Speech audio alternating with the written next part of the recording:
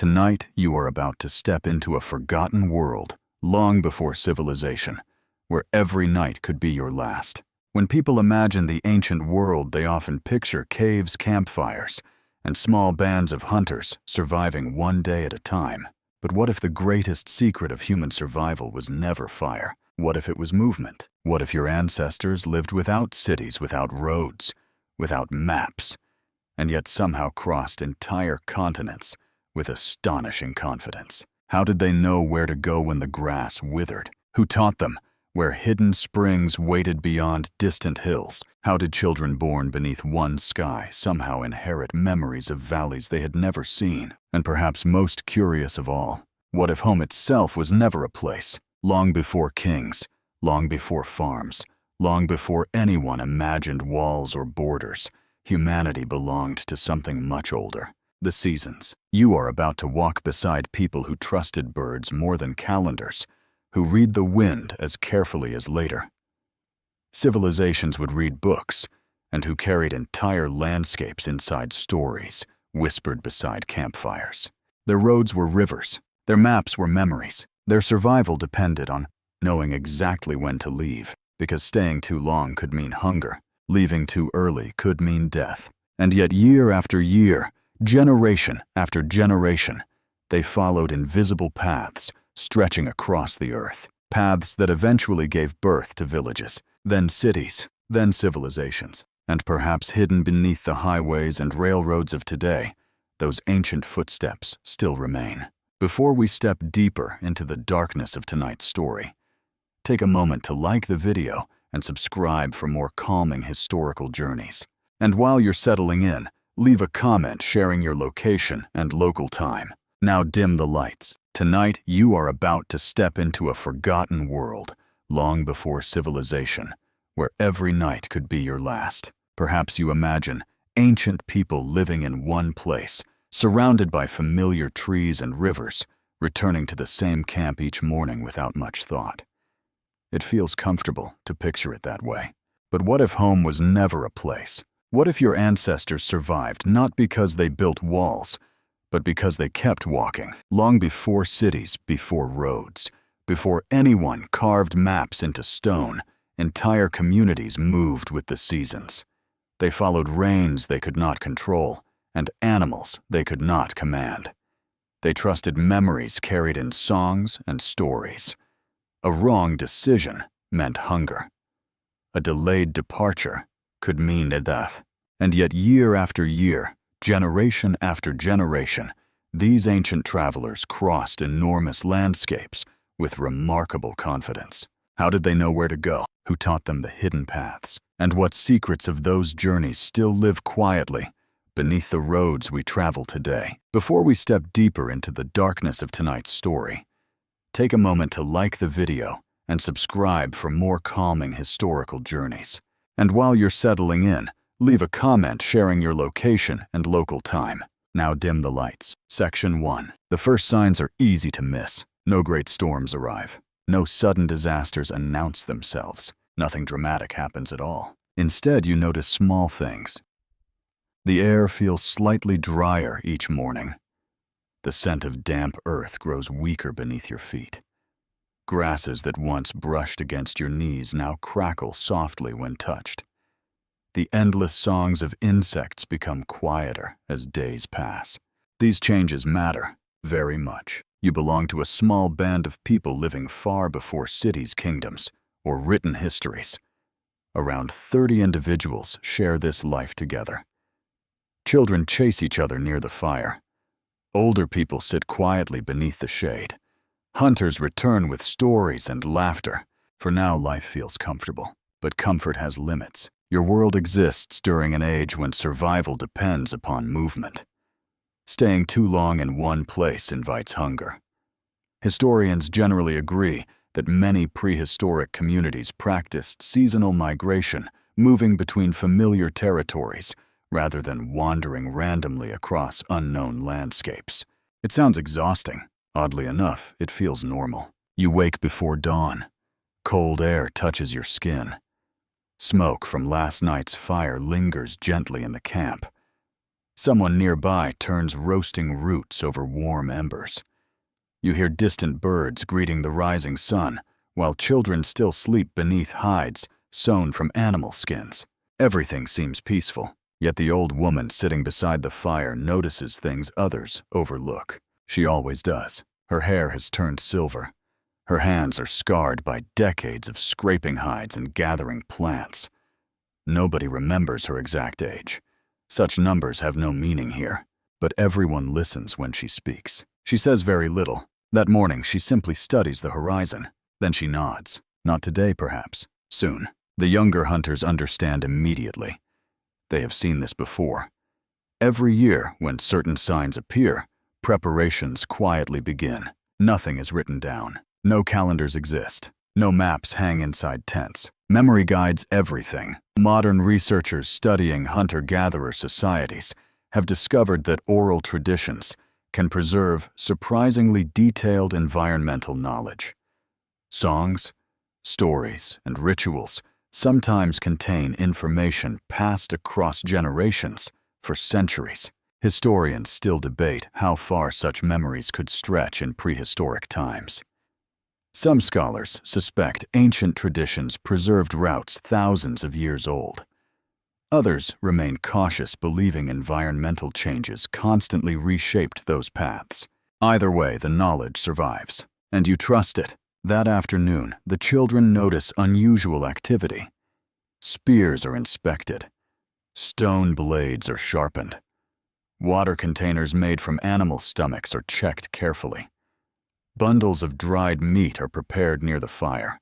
Nobody panics. Nobody rushes. Movement is simply part of life. In fact, one curious theory suggests prehistoric people may have viewed migration with excitement rather than dread. Some anthropologists wonder whether familiar seasonal journeys resembled reunions or celebrations instead of desperate escapes. Perhaps they even looked forward to them. Imagine that, packing for a journey lasting weeks and smiling. As evening approaches, warm sunlight paints the grasslands gold. Smoke drifts upward into the still air. The smell of roasted meat mingles with crushed herbs gathered earlier that day. Nearby children laugh.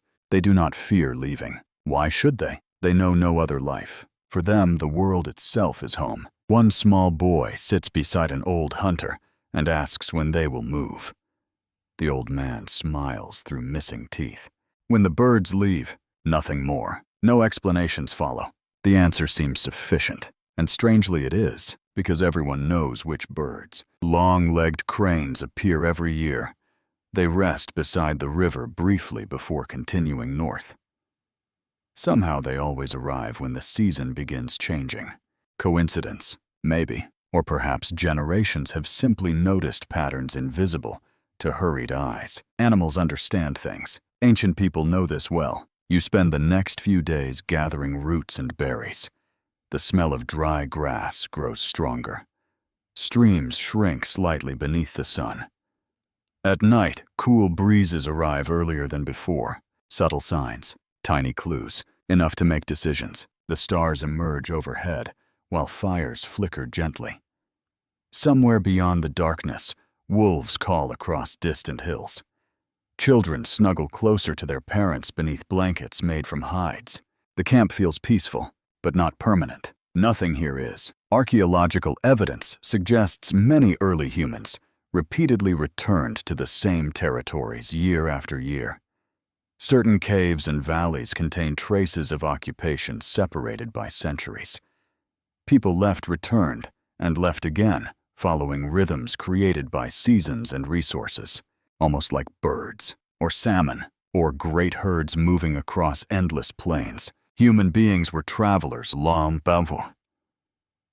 before they became builders, and perhaps some small part of that ancient instinct still survives inside you today. Why else do changing seasons stir something familiar? Why does spring invite movement? Why does autumn make you reflective? Perhaps memories far older than cities still whisper quietly beneath modern life. As another evening settles over the camp, sparks drift upward from the fire into a sky filled with stars. The old woman watches the horizon again. Her face remains calm. She has seen this moment many times. Children will grow, grass will dry, birds will leave. And once more your people will begin walking, not away from home, toward it, because home is not where you stay. Home is where the season leads you, and soon your feet will remember paths your eyes have never seen. Section 2. Morning mist hangs above the river like thin smoke. The air feels cooler now. Not cold, just different. You notice it immediately when your bare feet touch the earth. The ground no longer holds the same warmth it did weeks earlier. Summer is loosening its grip, and the old people in your band have begun speaking less and watching more. Nobody announces the departure. Nobody gathers everyone together for speeches. That would feel strange. The journey begins long before anyone takes a single step. It begins inside memory. The old woman beside the fire spends long moments staring toward distant hills. A middle-aged hunter traces shapes in the dirt while talking quietly with his brother. Children notice none of this. They continue chasing each other around the camp, laughing beneath a sky turning pale blue. Life still feels ordinary, but change is coming. You smell drying reeds beside the river. Dragonflies skim low over the water. The cries of cranes echo overhead, and several people raise their heads instinctively. The birds have returned, not to stay, to leave, and so will you. Historians generally agree that prehistoric migrations followed repeated patterns rather than random wandering. Ancient communities often moved between familiar territories, revisiting places their parents and grandparents had known. Nobody carries maps. Nobody needs them. The land itself remembers, or perhaps the people do. You sometimes wonder how anyone knows where to go. Hills stretch endlessly in every direction. Rivers branch and disappear. Forests seem confusing and endless, yet the elders speak with remarkable confidence. There will be berries near the stone cliffs. The deer will gather beside the northern marsh. There is fresh water beneath the red hill. Their certainty amazes you. Modern scholars studying indigenous oral traditions have discovered that stories often preserve practical information hidden inside myths and songs. Certain tales contain landmarks, water sources, and seasonal warnings disguised as memories of animals or spirits. Historians still argue about how detailed prehistoric mental maps could truly become. Some believe humans possessed astonishing geographical knowledge. Others think communities depended more heavily upon constant exploration and adaptation. Either way, the journeys worked, generation after generation. That evening you sit beside the fire, while smoke carries the scent of roasting roots into the cool air. Sparks drift upward beneath countless stars. Nearby, the old hunter with missing teeth begins telling stories. Everyone knows them already. That hardly matters. Stories are not merely entertainment. They are instructions. Hitigwo speaks of the valley of tall stones where giant elk gather after heavy rains. He describes a spring hidden beneath white rocks. He warns about steep cliffs where careless people once fell.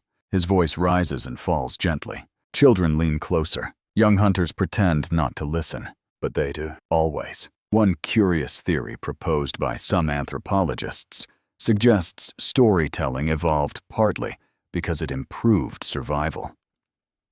Communities that shared knowledge through memorable tales may have passed essential information more effectively than groups relying only upon experience. Imagine that. Campfire stories saving lives. Not exactly what modern bedtime books promise. Still, perhaps stories have always carried hidden purposes. As darkness deepens, the smell of smoke clings to your hair and clothing.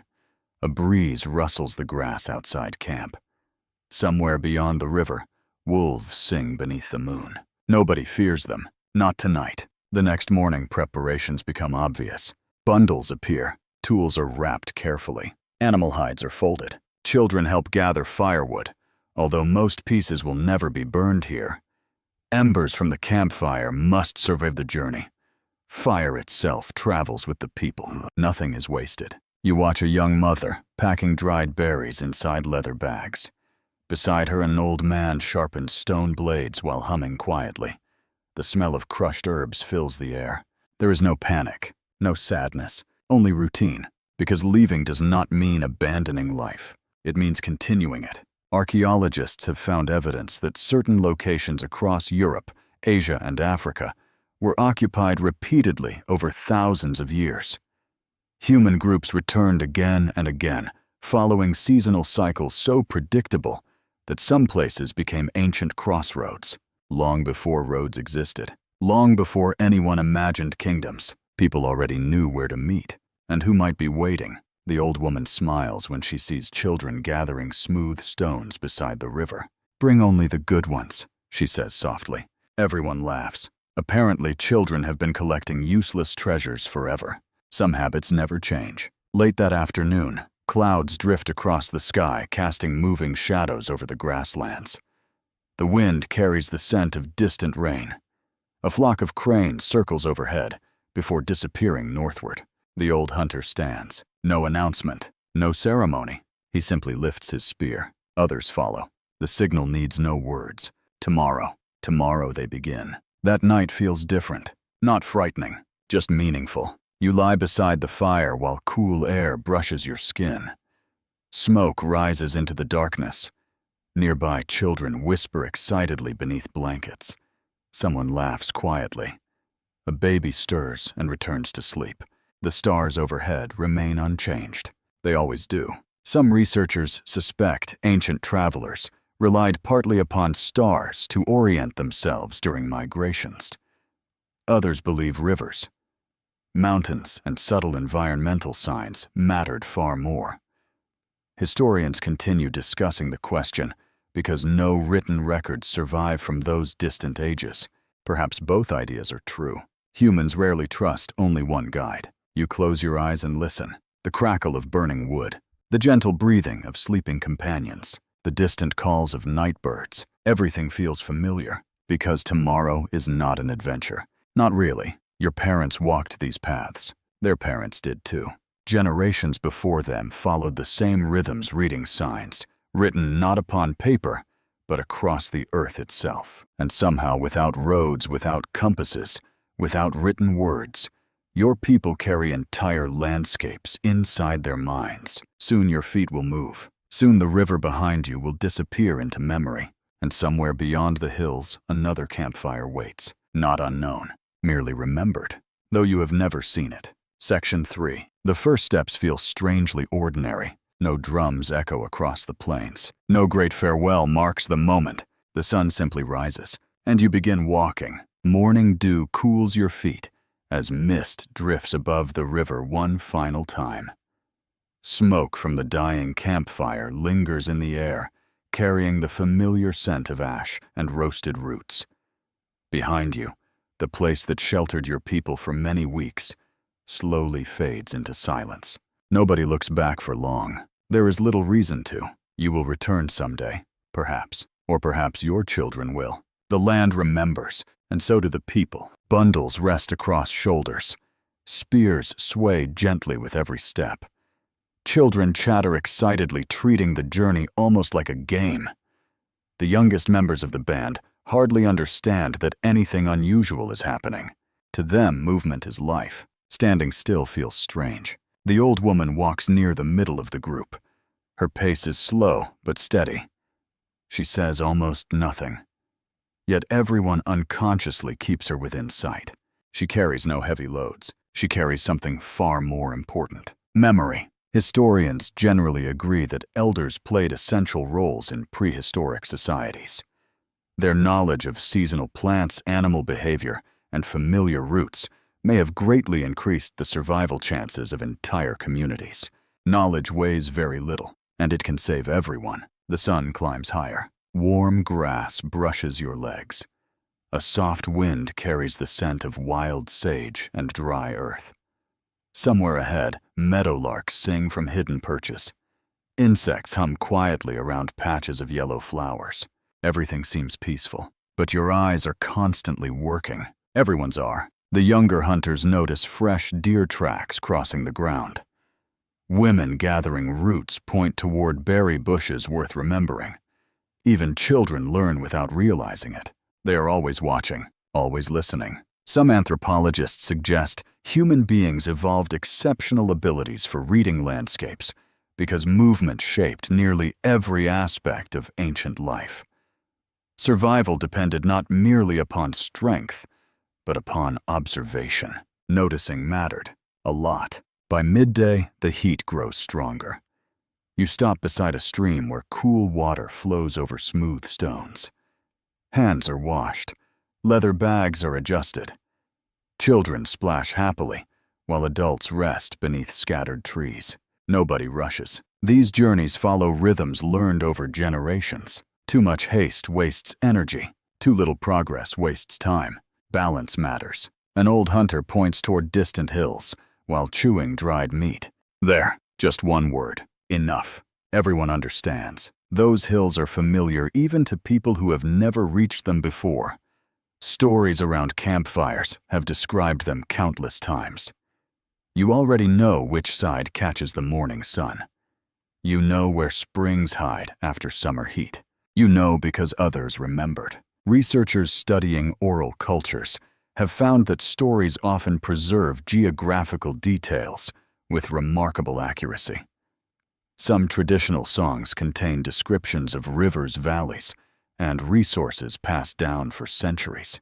Historians still debate how much prehistoric communities depended upon such verbal maps. Certain scholars argue memory alone guided migrations. Others believe constant exploration and seasonal adjustments played equally important roles. Perhaps both are true. After all, no path remains exactly the same forever. Clouds change, rivers shift, animals move, people adapt. Toward evening, the group reaches a narrow ridge overlooking endless grasslands. Golden sunlight spreads across the horizon. In the distance, dark shapes move slowly. Bison, hundreds of them, perhaps thousands. Children stop talking. Even adults stand quietly. The sight feels enormous. Their deep calls drift faintly through the air. Dust rises behind the massive herd, glowing orange beneath the setting sun. You smell crushed grass carried by the breeze, and suddenly everyone smiles. Good news, very good news. Large grazing animals often followed seasonal patterns, and many prehistoric communities appear to have adjusted their movements accordingly. Archaeological evidence suggests humans repeatedly returned to regions rich with migrating herds. Why search randomly when nature already provides a schedule? Quite sensible, really. One curious theory proposes that early humans may have viewed animals almost like neighbors rather than resources alone. Some researchers believe spiritual beliefs surrounding herds encouraged respectful hunting traditions and seasonal cooperation. Others remain unconvinced. The animals themselves probably never cared about human debates. They simply kept walking, and humans followed. As darkness approaches, camp rises quickly beside a cluster of trees. Fires are lit. The smell of smoke mingles with cooking meat and crushed herbs. Sparks dance upward while night birds begin calling across the plains. Children curl beneath blankets. Adults speak softly. The old woman sits near the fire, warming her hands. Then she points upward. Everyone looks. Stars, thousands of them, clear and brilliant. Some people believe certain stars announce the coming seasons. Others pay little attention. Historians continue discussing whether prehistoric travelers used celestial navigation regularly or relied more heavily upon rivers and landmarks. The answer remains uncertain. Ancient people left no instruction manuals behind, rather inconsiderate.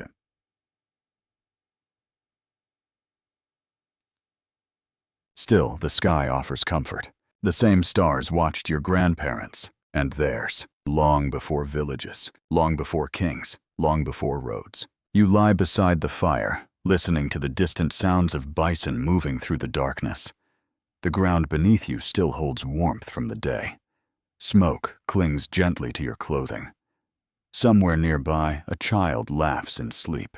The journey has barely begun. Already the old camp feels distant, not forgotten. Simply behind you, ahead, lie rivers, valleys, familiar meeting places and paths remembered by countless feet across countless seasons. And tomorrow, as the sun rises again, you will continue reading the living world. Because the earth speaks quietly, and those who survive learn how to listen. Section 4. Morning arrives with the sound of water. Not rain, not waves, just the gentle murmur of a stream slipping over smooth stones. You wake before sunrise. The air feels cool against your skin, carrying the scent of wet grass and distant sage. Nearby embers glow beneath gray ash, while someone quietly feeds the fire with dry branches collected the night before. Above the eastern horizon, pale light slowly spreads. Another day, another stretch of familiar ground. The camp stirs gradually. Children rub sleepy eyes. Hunters inspect spears. Mothers adjust leather bundles, while older people stretch aching backs beside the flames. Nobody complains. Complaining wastes energy, and energy matters. Today, the river will guide you. Historians generally agree that rivers served as natural highways long before roads existed. Ancient communities across Africa, Asia, and Europe frequently followed waterways during seasonal migrations because rivers provided fresh water plants, fish, and predictable routes. Quite practical. Human beings appreciate convenience, even 20,000 years before supermarkets. As the sun rises higher, your band begins moving again. The stream widens into a river flowing northward. Cottonwoods line the banks. Birds chatter among the branches. Cool breezes carry the smell of damp mud and flowering plants. The world feels alive and generous. Children walk close into the water laughing whenever frogs leap into the shallows. Young hunters point out rabbit tracks. An older woman pauses to gather medicinal leaves growing near the riverbank. Nothing goes unnoticed. Everything matters, even weeds, especially weeds. Modern researchers studying surviving hunter-gatherer societies have discovered that many plants considered useless by outsiders hold important medicinal or nutritional value. Ancient people often possessed astonishing knowledge of their environment. Historians still debate how specialized that knowledge became. Some scholars argue individuals mastered hundreds of plants and animals. Others suggest expertise varied greatly between regions and communities. Either way, experience taught lessons no books could, because books do not exist, not yet. By midday, sunlight reflects brightly off the water. Dragonflies hover above reeds, while fish occasionally disturb the surface. The smell of warm earth mixes with fresh river air. You kneel beside the bank and drink. Cold, refreshing, perfect. The old hunter with missing teeth smiles. Rivers know where to go. Nobody argues. Perhaps he means something deeper. Or perhaps he simply enjoys sounding mysterious. Old people have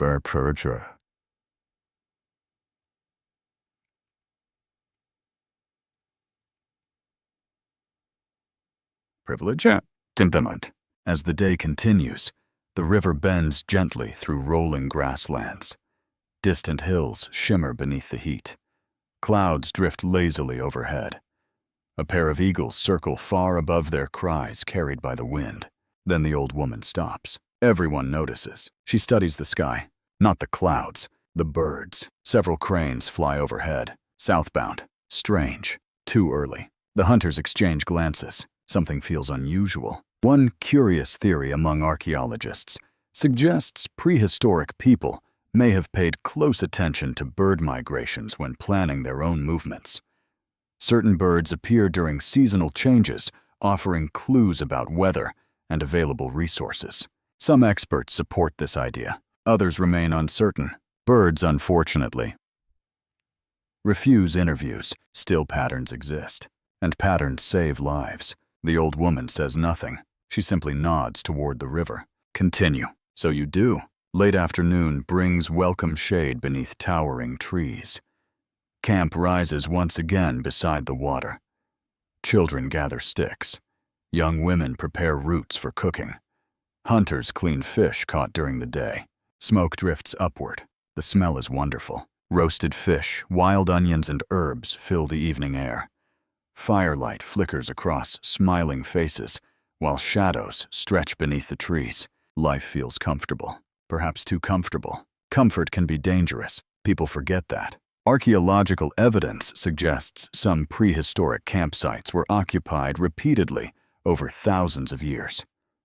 Layers of ash tools and bones reveal countless visits separated by generations. People kept returning, almost like migratory birds. Or salmon. The same places offered familiar blessings: fresh water, shelter, food, safety, home. Though home, of course, remained temporary, always temporary. As darkness settles, stars emerge one by one above the river valley. Crickets begin their nightly songs. Frogs answer from hidden ponds.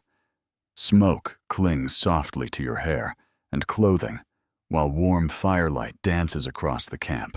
Children sleep quickly. Adults speak quietly. The old hunter tells stories. Again, nobody complains. They have heard them before. But stories grow comfortable through repetition. He speaks of the Red Bend, where the river narrows between high cliffs. Beyond it lies the Valley of Reeds. Beyond that, fertile grasslands, where enormous herds gather every autumn. Everyone listens, even those pretending because these stories are not fantasies. They are directions. Some anthropologists believe ancient myths often preserved practical information beneath layers of symbolism. Spirits, animals, and legendary figures may have represented landmarks or seasonal events remembered across centuries. Historians still disagree over how much symbolism existed. Perhaps some stories were simply stories. Humans enjoy those too, fortunately. Otherwise, evenings would be terribly dull. A cool breeze sweeps across the camp. You pull animal hides closer around your shoulders. The scent of smoke mingles with damp river air. Somewhere beyond the darkness, wolves howl faintly beneath the stars. Nobody seems worried. The fire burns steadily. The river whispers nearby, and overhead, the heavens remain unchanged. Tomorrow you will continue following the water northward, because rivers do not merely nourish life. They remember paths older than memory itself, and your feet are beginning to remember them too, though you have never walked them before. Section 5. The sound reaches you before the sight does. A deep rumbling, soft at first, almost like distant thunder rolling beyond the hills, but the sky above remains clear. You stop walking. Everyone does. Children fall silent. Hunters raise their heads. Even the old woman beside the middle of the group pauses and smiles faintly, as though greeting old friends. Then they appear, dark shapes moving across the grasslands. Hundreds, number, thousands. Bison. Their massive forms stretch across the horizon beneath the morning sun. Dust rises behind them like a pale cloud. The earth itself seems to tremble beneath countless hooves. The smell arrives next. Warm fur, dry grass, dust, life. And suddenly the mood inside the band changes. People relax. Not because danger has vanished, but because abundance has arrived. Historians generally agree that many prehistoric communities timed their movements around large migratory animals. Herds provided meat hides, bones, and sinew, making them among the most valuable resources in ancient life. Humans learned something simple. Animals know where food is, so why not follow them? Quite sensible. The great herds are travelers too. Perhaps that makes you neighbors. As the bison move slowly across the plains, your people keep a respectful distance. Nobody rushes toward them. Nobody behaves foolishly. Patience matters very much. The old hunters explain that herds have moods. Sometimes they remain calm. Sometimes they panic. Sometimes they change direction without warning. Animals possess their own wisdom, and they deserve caution. Modern researchers studying hunter-gatherer societies have noticed that many indigenous traditions treat animals with respect rather than dominance. Hunting often involves rituals or customs acknowledging dependence upon the creatures being pursued. Historians still debate how ancient such beliefs truly are. Some scholars argue spiritual traditions emerged much later. Others suspect respect for animals stretches deep into prehistory. Nobody alive can ask the first hunters, and the bison are keeping their opinions to themselves. Late that morning, the journey continues. Your band follows the same direction as the herd, though never directly among them. Children laugh whenever young calves stumble awkwardly beside their mothers. Birds circle overhead, feeding on insects disturbed by thousands of moving hooves. Life follows life. Everything connects. You smell crushed grass beneath your feet. Warm wind brushes against your skin. The sky stretches endlessly above, bright and peaceful. Somewhere ahead, meadowlarks sing hidden among the reeds. The old hunter with missing teeth points toward a distant ridge. There, one word again. Apparently unnecessary words disappeared with several of his teeth. Still everyone understands. Beyond the ridge lies a resting place known to generations. You have never seen it, yet somehow you know it already. The stories described everything.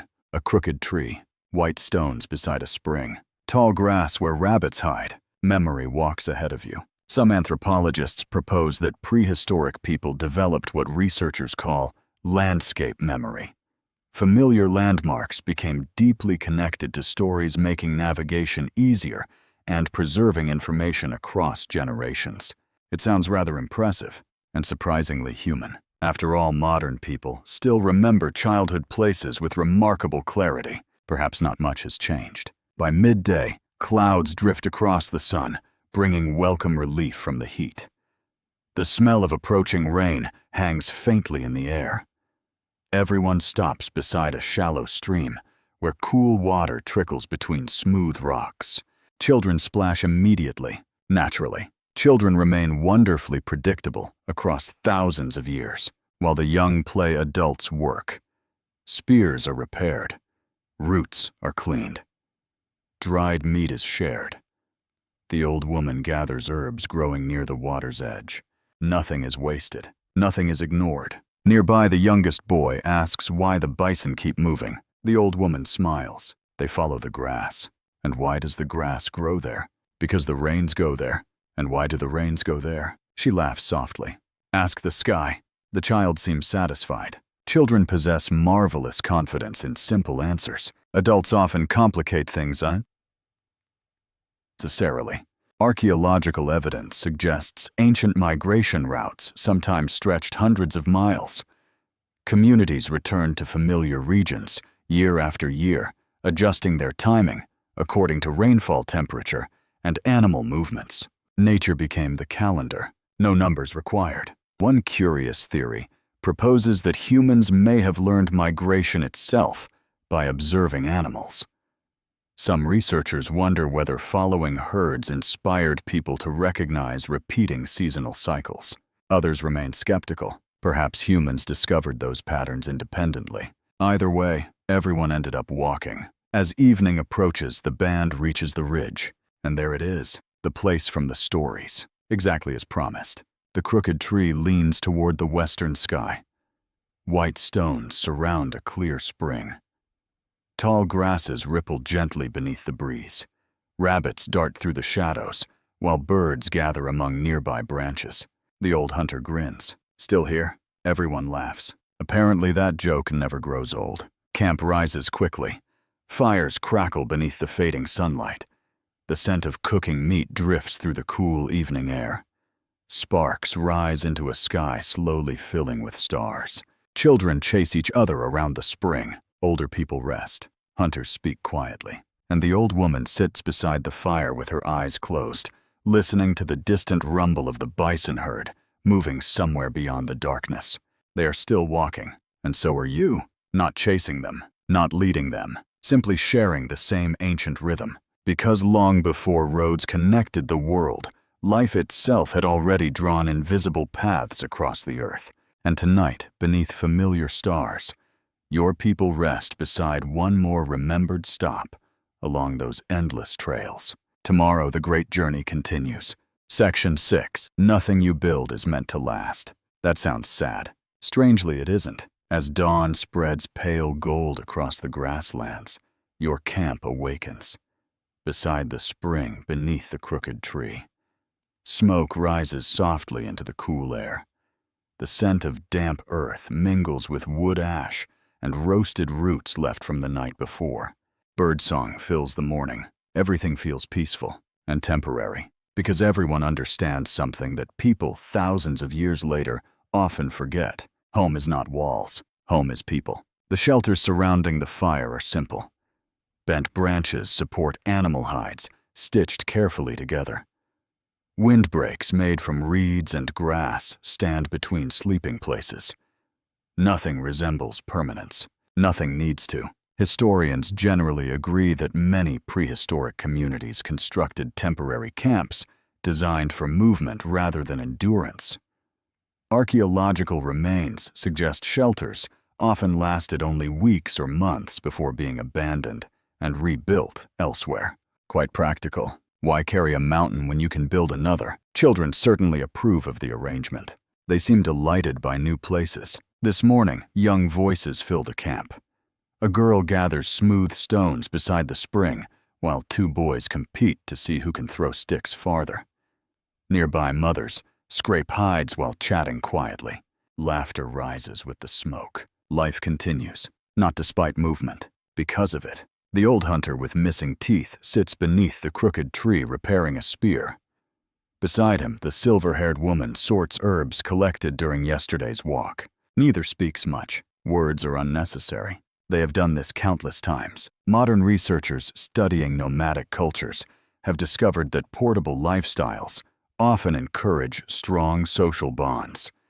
Since possessions remain limited, relationships and shared knowledge become more valuable than material wealth. Historians still debate whether early humans viewed land itself as something owned. Some scholars suggest territories belonged collectively to groups. Others argue ideas of ownership may have existed in ways difficult to recognize today. Nobody left instructions. Inconsiderate ancestors. Still, evidence suggests people understood belonging differently. Perhaps belonging meant returning, not possessing. As the morning warms, several hunters leave to check traps and observe the nearby herd. Others gather edible plants growing near the spring. Children help collect sticks for the fire, or pretend to help. Mostly pretend. One small boy proudly carries a branch larger than himself.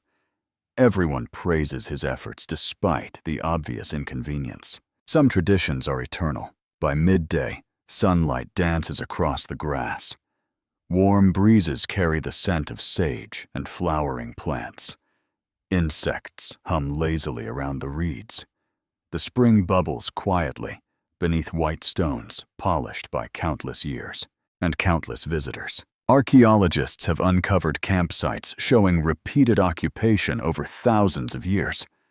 Layers of ash tools and animal bones reveal people returning generation after generation, sometimes separated by centuries.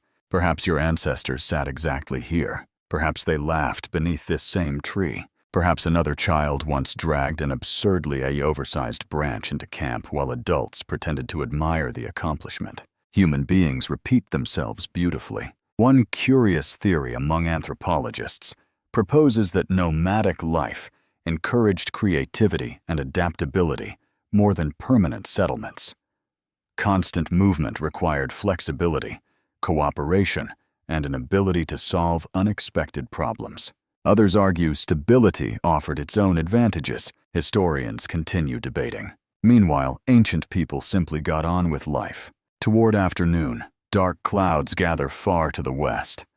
The smell of rain rides the wind. Everyone notices immediately. Not fear, awareness. Weather matters, always. Shelters are adjusted. Dry wood is protected beneath hides. Food bundles are moved away from open ground. Nobody gives orders. Everyone knows their role. Knowledge lives everywhere, not only inside elders. The first drops arrive just before sunset. Gentle, cool, refreshing. Children cheer and run through the rain, while adults laugh at their excitement.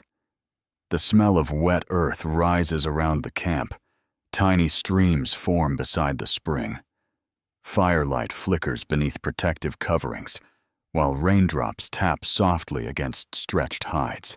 Cozy, very cozy. You sit near the flames, feeling warmth on your face while cool air brushes your arms. The sound of rain mixes with quiet conversation and the occasional crackle of burning wood. The old woman smiles. Good. Just one word. Everyone understands. Rain means grass. Grass means herds. Herds mean life. Simple, and wonderfully so. Some scholars believe prehistoric people may have viewed weather patterns with spiritual significance. Certain cave paintings and rituals could reflect attempts to understand seasonal cycles and natural forces. Others remain cautious. Meaning fades across thousands of years. Certainty becomes slippery. Still, humans everywhere seem to seek stories explaining the sky. Perhaps questions are older than answers. As darkness settles fully, the rain slows. Stars reappear between drifting clouds. Frogs begin singing near the spring. Smoke rises once more into the calm night air. Children sleep. Adults whisper softly. The crooked tree stands silent above the camp. Tomorrow, or perhaps the day after, your people will continue walking. This place will remain behind. Not abandoned. Never abandoned. Simply waiting. Waiting for another season. Waiting for familiar footsteps. Waiting for laughter beside the spring. Because camps come and go. Shelters rise and disappear. Fires burn and fade. But the paths endure. And somewhere beyond the next hills, another temporary home already waits beneath the stars. Section 7. The children know the trails better than they know stillness. They have never needed walls. They have never known streets. And the idea of spending every season in one place would seem wonderfully strange. Morning arrives with the scent of wet grass and the sound of frogs retreating after the night's rain. Mist curls above the spring beneath the crooked tree, while the first sunlight filters through scattered clouds. The air feels fresh, clean, almost sweet. Children are awake before everyone else. Naturally, they always are. Bare feet splash through puddles left behind by the storm. Laughter echoes between the trees. One small girl carefully follows a butterfly, while another child proudly shows everyone a feather discovered beside the reeds. Treasures come in many forms, especially when you are 6 years old. The adults smile. Sweetie, nobody hurries them, because children are learning, not through lessons, through life itself. Historians generally agree that prehistoric children likely learned by observation and participation, rather than formal instruction. Young members of hunter-gatherer groups joined daily activities, early gradually gaining knowledge through experience and imitation. Quite efficient. No homework required. As the camp begins stirring, mothers prepare breakfast while older boys help gather dry wood. Young girls collect roots alongside grandmothers. Babies remain close to their parents, wrapped warmly against the morning breeze. Everyone belongs somewhere. Even the smallest hands contribute, though admittedly not always successfully. One boy returns proudly carrying what he believes is an edible root. The old woman laughs softly. It is a stick, a very convincing stick perhaps, but still a stick. Nobody mocks him. Instead, she patiently explains the difference. Knowledge passes quietly, one mistake at a time. Modern anthropologists studying traditional societies have noticed that children often enjoy remarkable freedom compared with many agricultural cultures. Young people explore widely, play together, and gradually absorb essential skills through everyday experiences. Historians still debate how much independence prehistoric children possessed. Some scholars believe communities supervised closely. Others suggest youngsters roamed surprisingly freely.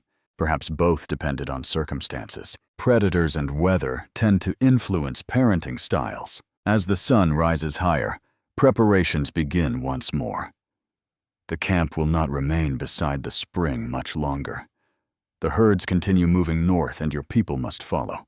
Children understand this perfectly. They ask no questions. Why would they? Movement is normal. Standing still feels unusual. You watch a young girl carefully wrapping her favorite smooth stones inside a piece of hide.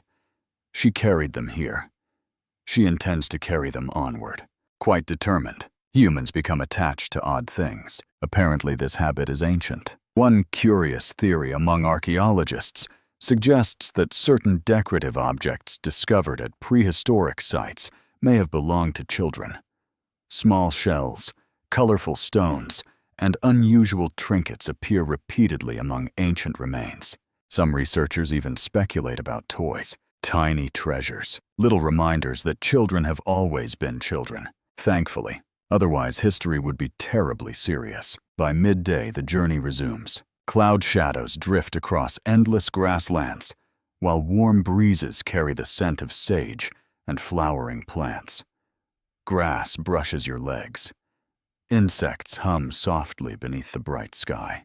The children race ahead. Not far, just enough. They know where not to go. Years of experience have taught invisible boundaries. The old hunter whistles once. Immediately everyone slows. No shouting, no scolding, just trust. Researchers studying indigenous communities have observed that cooperation often develops through mutual expectations rather than strict commands.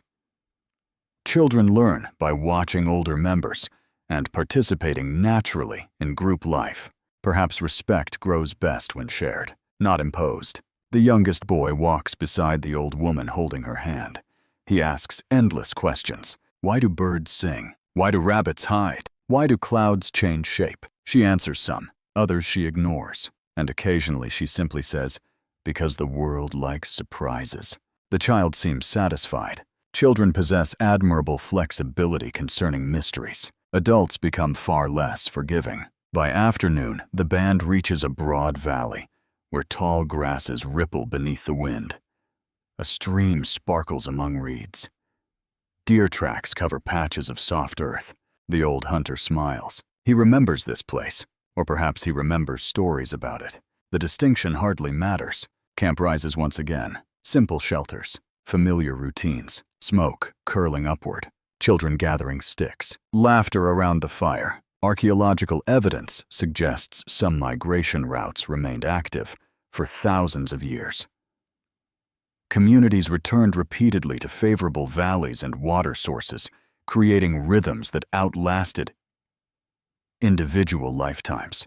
Children grew old, old people disappeared, new children arrived, and still the journeys continued, like seasons, like rivers, like stars overhead. As evening settles across the valley, crickets begin singing beneath the grass.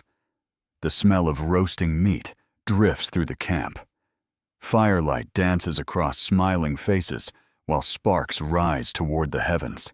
Children play one final game before sleep. They pretend to hunt imaginary deer. Their sticks become spears. Their laughter becomes fierce battle cries, rather adorable battle cries.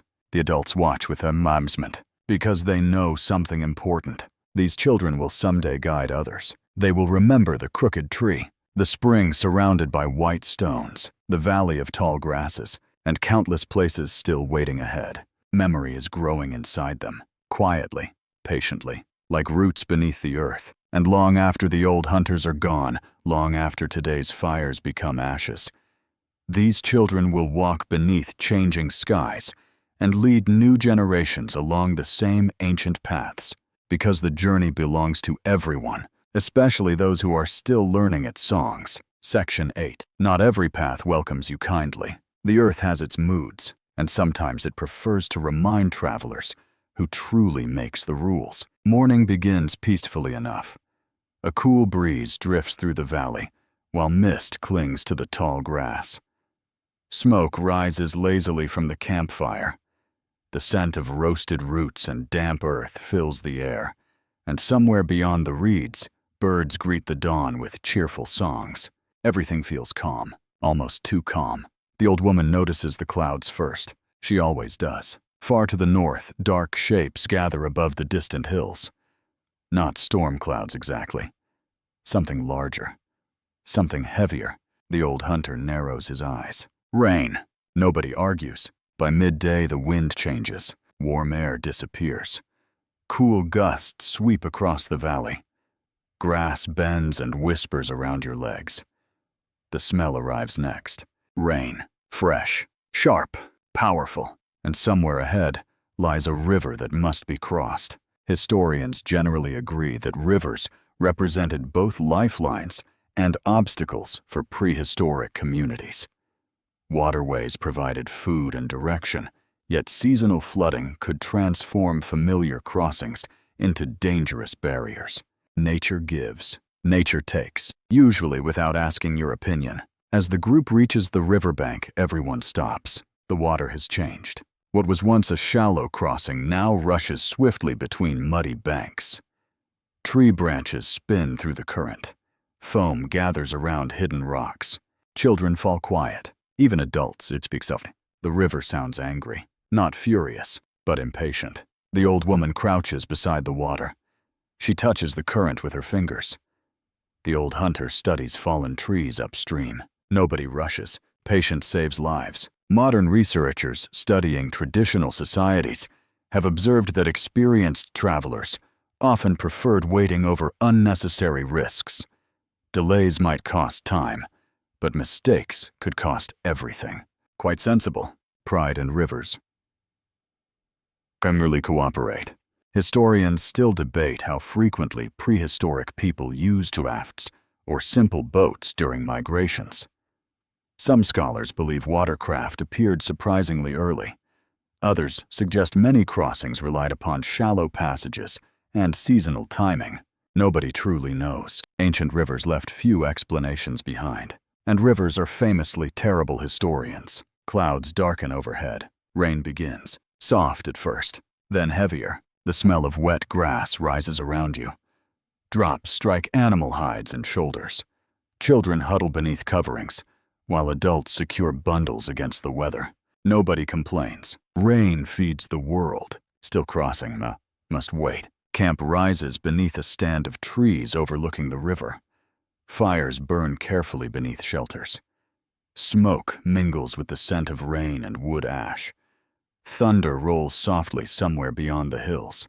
Inside the camp, life continues. Children play quietly. Mothers prepare food. Hunters repair tools. And everyone listens. To the river, always the river. One curious theory among anthropologists suggests that dangerous places often became sacred in ancient traditions. Rivers, mountains, and caves inspired stories, and partly because they demanded respect and caution.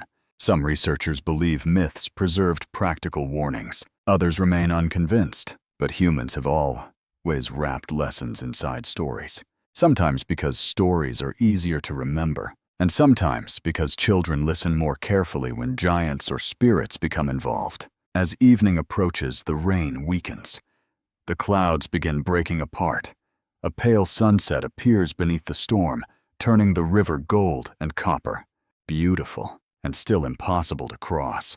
The old hunter smiles. We sleep. Simple. Tomorrow belongs to tomorrow. There is wisdom in that. Archaeological evidence suggests mobility itself allowed prehistoric people remarkable flexibility.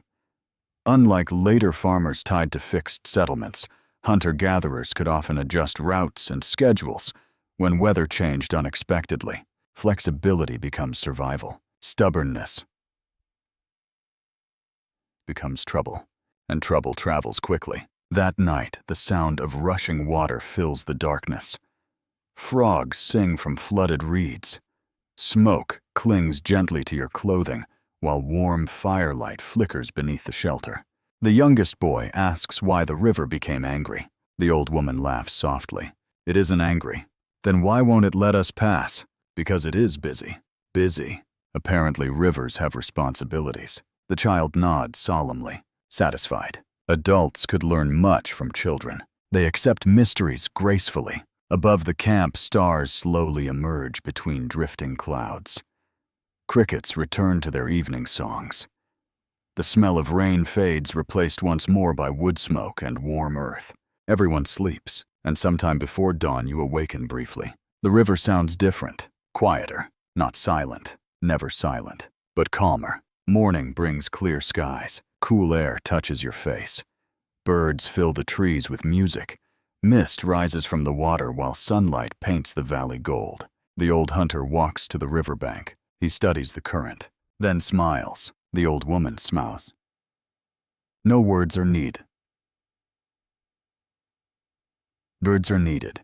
Children begin cheering before anyone says anything, because they know. Today the river will allow passage, not because humans command it, not because anyone conquered it, simply because patience and seasons have always worked together. And somewhere beyond the opposite shore, more familiar paths are waiting beneath the endless sky. Section 9. By sunrise, the river no longer sounds impatient. It sounds tired. The angry rush of yesterday has softened into a steady murmur. Mist rises above the water like breath escaping from the earth itself. The smell of wet soil and crushed reeds lingers in the cool morning air, while droplets sparkle across every blade of grass. Everything feels washed clean, renewed, ready. The old hunter steps carefully into the shallows. Everyone watches. The current presses against his legs. He studies the water for several moments, then turns and nods. Good news, very good news. Without celebration or excitement, preparations begin. Bundles are secured higher. Children are lifted onto strong shoulders. Spears and tools are wrapped carefully inside hides. Nobody wants wet firewood or wet grandmothers. Both become difficult to manage. Historians generally agree that prehistoric communities likely developed familiar crossing points used repeatedly across generations. Rivers changed over time, but certain locations offered safer passages and became important landmarks along seasonal routes. Experience matters, especially when water is involved. The first steps into the river feel cold, shockingly cold. You grip smooth stones beneath your feet, while water swirls around your knees. The current pushes gently, reminding everyone to pay attention. Nearby children cling tightly to parents while laughing nervously. Fear and excitement often travel together. The old woman crosses slowly. Two younger people stay beside her. Nobody hurries. Nobody gets left behind. Modern anthropologists studying nomadic societies have noted that cooperation during travel strengthens social bonds. Success depends less upon individual strength and more upon helping one another through difficult moments. Quite comforting. Ancient life required teamwork, not heroics. Halfway across, sunlight breaks through the clouds. Water glitters around your legs. Fish dart beneath the surface. Birds call from the opposite bank, and then it happens. The youngest boy begins laughing. Not quietly, loudly, wildly. Apparently, cold rivers are hilarious. Soon other children join him. Adults smile despite themselves. Even the old hunter with missing teeth chuckles softly. Laughter spreads. Perhaps relief has finally arrived. Perhaps happiness simply enjoys surprising people. By midday, everyone stands safely on the northern shore. Wet feet dry beneath the warm sun. Smoke rises once more from a newly lit fire. The smell of roasting fish drifts through the air, while children proudly recount their brave adventures, which, according to their stories, involved battling enormous waves. The river remembers things differently. One curious theory among archaeologists suggests that repeated crossings and meeting places may have encouraged social exchanges between distant groups. Seasonal routes often intersected, creating opportunities for sharing tools, stories, and ideas. Some scholars believe these contacts helped spread innovations surprisingly quickly. Others remain cautious. Ancient gossip networks remain difficult to reconstruct, unfortunately, because one suspects they were excellent. The journey continues northward throughout the afternoon. Hills roll gently across the horizon. Warm breezes carry the scent of wildflowers and sage. Grasshoppers leap through the grass, while butterflies drift lazily beneath the sun. Then someone spots smoke. Not your smoke. Different. Far away. Everyone stops. The hunters narrow their eyes. Children are called closer. No fear. Just caution. Smoke means people, and people are unpredictable. Sometimes. The old woman studies the horizon. Then she smiles. Interesting. Very interesting. Historians generally agree that prehistoric populations were far smaller than later civilizations. Encounters between groups may have been infrequent but important. Such meetings sometimes involved cooperation exchanges, marriages, and shared knowledge. Not every stranger was an enemy, fortunately. Otherwise, humanity would have become terribly lonely. As evening approaches, your people reach a low ridge overlooking a wide plain. Beyond it, faint columns of smoke rise into the orange sky. 3 fires, perhaps 4. Someone else camps there. Someone familiar. Someone unknown. Nobody can tell. Excitement quietly spreads through the band. The children ask endless questions. The adults pretend not to feel curious, rather unsuccessfully. Archaeological discoveries reveal that shells, pigments, and stone tools often traveled hundreds of miles from their original sources. Such evidence suggests ancient people maintained connections across surprisingly vast regions. Human beings have always shared things: objects, stories, songs, and occasionally questionable advice. The old hunter stares toward the distant smoke while chewing dried meat. Tomorrow, one word again. Apparently, his vocabulary remains wonderfully economical. Night settles slowly across the camp. Crickets sing beneath the grass. The smell of wood smoke wraps gently around everyone. Stars emerge above like scattered embers. Children drift to sleep while imagining mysterious strangers beyond the hills. Adults speak quietly beside the fire. The old woman closes her eyes. Perhaps she remembers faces from long ago. Perhaps she wonders who waits beyond the smoke. Or perhaps she simply enjoys the warmth. Nobody asks, because tomorrow brings something special. Not rivers, not herds, people, other travelers, other memories, other stories. And somewhere beneath the same stars, another camp settles into sleep, unaware that familiar footsteps are slowly approaching along the ancient paths. Section 10. The smoke is still there when morning arrives. Thin, gray, unmistakable. It rises beyond the low hills like a quiet invitation. Cool air brushes your skin, while the scent of last night's fire lingers softly among the sleeping places. Dew sparkles across the grass. Birds sing from scattered trees. Somewhere nearby, rabbits rustle through dry reeds. The world feels expectant, as though it knows something you do not. Children notice the smoke immediately. Questions begin at once. Who are they? Do they have children? Do they have dogs? Do they have honey? Priorities vary, quite understandably. The old woman simply smiles. We will see. No promises, no worries, just patience. Historians generally agree that prehistoric communities occasionally gathered with neighboring groups during certain seasons. These meetings likely strengthened social ties, encouraged marriages, exchanged knowledge, and reduced isolation, because even ancient people appreciated company and fresh conversations. By mid-morning, your band begins walking again. The smell of sage rises beneath the warming sun. Grass brushes your legs. Dragonflies shimmer above patches of wildflowers. The smoke ahead grows clearer with every step. Then someone whistles, not one of your people. Everyone stops. A moment later, another whistle answers from your group. Simple, recognizable, friendly. Children look confused. Adults smile. Apparently, introductions existed long before handshakes. Over to the next rise, figures appear. Perhaps 20 people. Men, women, children, old faces, young faces. And suddenly laughter breaks out. Not nervous laughter, happy laughter. The old hunter with missing teeth waves his spear overhead. A woman from the other group shouts something joyful. Two older men embrace awkwardly while pretending not to become emotional. Quite touching, though neither would admit it. Children stare curiously at one another, then begin playing within minutes. Children solve social problems wonderfully. Modern researchers studying hunter-gatherer societies have observed that seasonal gatherings often strengthen alliances and create opportunities for sharing resources and knowledge. Such meetings help maintain relationships across wide territories. Historians still debate how large these gatherings became. Some scholars imagine only a few families meeting together.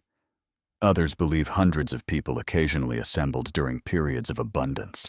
Nobody truly knows. Ancient guest lists have not survived, sadly, because they would be fascinating. By noon, fires burned side by side beneath the open sky. The smell of roasting meat mixes with wood smoke and crushed herbs. People exchange stories, while children race through the grass in cheerful chaos. Some things never change. Humans gather. Humans eat. Humans talk too much. A middle-aged woman from the other group presents beautiful shells collected far to the south. Your people offer finely crafted stone blades in return. Trade begins naturally. No arguments, no calculations, just relationships. Archaeological evidence shows that seashells, obsidian pigments, and decorative items often traveled great distances in prehistoric times. Such discoveries suggest surprisingly extensive networks connected communities across vast landscapes, long before roads, long before markets, long before anyone invented annoying bargaining. One curious theory suggests storytelling itself may have spread technologies between groups. Hunters describing successful techniques around campfires could unknowingly pass innovations hundreds of miles over generations. Others believe imitation mattered more. Perhaps both worked together. Humans enjoy copying useful ideas, especially if they seem clever. As afternoon shadows lengthen, songs begin, soft at first, then louder. Older voices lead, while younger people join. The rhythms feel familiar, even when the words differ slightly. People clap, children laugh. Babies sleep peacefully against their mothers. The air smells of smoke and warm grass. The breeze feels gentle against your face. Everything feels alive and shared. Nearby, the old woman sits beside another elderly woman, whose hair has also turned silver. They smile often. They speak quietly. Sometimes they laugh. Perhaps they remember previous meetings. Perhaps they speak about grandchildren. Or perhaps they exchange complaints about sore knees. Wisdom and discomfort frequently arrive together. Historians generally agree that marriages between groups helped maintain genetic diversity among ancient populations. Seasonal gatherings may have played an important role in creating social bonds beyond immediate families. Love, after all, enjoys introducing surprises. Even 20,000 years ago, as evening approaches, gifts continue changing hands. A hunter demonstrates a new spear point design. Another group shares knowledge of a valley where berries grow abundantly after heavy rains. Information becomes treasure, perhaps the greatest treasure. One hubby proudly shows another child his collection of smooth stones. The second boy responds by producing even smoother stones. Competition begins immediately. Civilization starts somewhere, apparently. Night settles across the plain. Not one campfire, many campfires. Smoke rises beneath countless stars. Voices drift softly through the darkness. Laughter echoes across the grasslands. Somewhere, someone tells a familiar story. Somewhere else, children whisper beneath blankets while trying very hard not to sleep. The old hunter watches the fires quietly. His face glows orange beneath the flames. He smiles, not because of food, not because of shelter, because of people. Tomorrow's stories will continue. New paths will be shared. Old memories will return. And beneath the endless sky, travelers from distant lands will remind one another that no journey is ever walked entirely alone. Section 11. Morning arrives to the sound of unfamiliar laughter. Not threatening, not strange, simply different. You wake beneath a sky painted pale blue, while the smell of smoke from many campfires hangs gently in the cool air. Dew clings to the grass. Somewhere nearby, a child from the other band is already running, and judging by the delighted screams, several children from your own group have accepted the invitation. Sleep apparently is for adults. The gathering has transformed the plain. Where yesterday there were only a few shelters, now dozens stand beneath the open sky. Fires crackle. Voices mingle. Dogs bark occasionally. Birds scatter whenever children race past. Life feels larger and somehow warmer. Historians generally agree that seasonal gatherings provided opportunities for exchanging resources, knowledge, and companionship.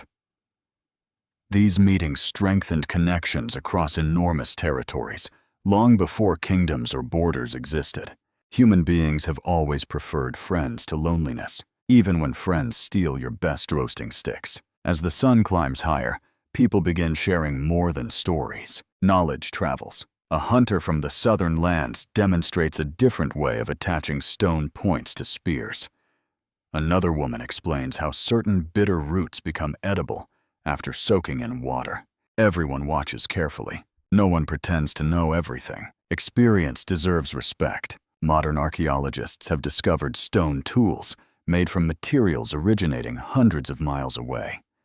Obsidian from distant mountains, shells from coastlines, and pigments from remote valleys reveal extensive networks connecting communities separated by vast distances.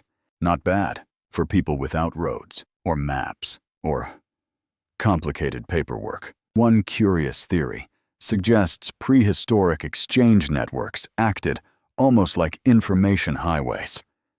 New ideas could slowly spread from group to group, traveling across continents over generations.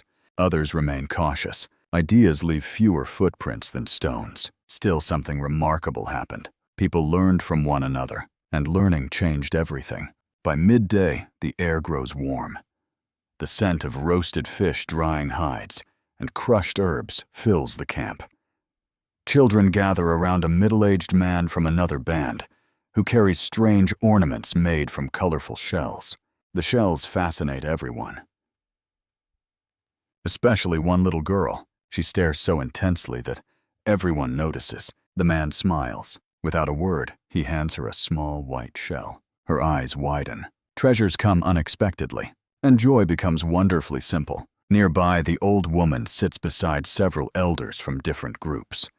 Their faces show countless seasons. Their hands bear old scars. They speak softly while tracing shapes in the dust. Young adults listen closely. The conversation matters. Perhaps they discuss herds. Perhaps they remember valleys where springs never dry. Perhaps they speak of dangerous crossings and changing weather. Or perhaps they simply complain that younger people walk too fast. Wisdom comes with certain privileges, including complaints. Historians still debate how much environmental knowledge prehistoric elders possessed.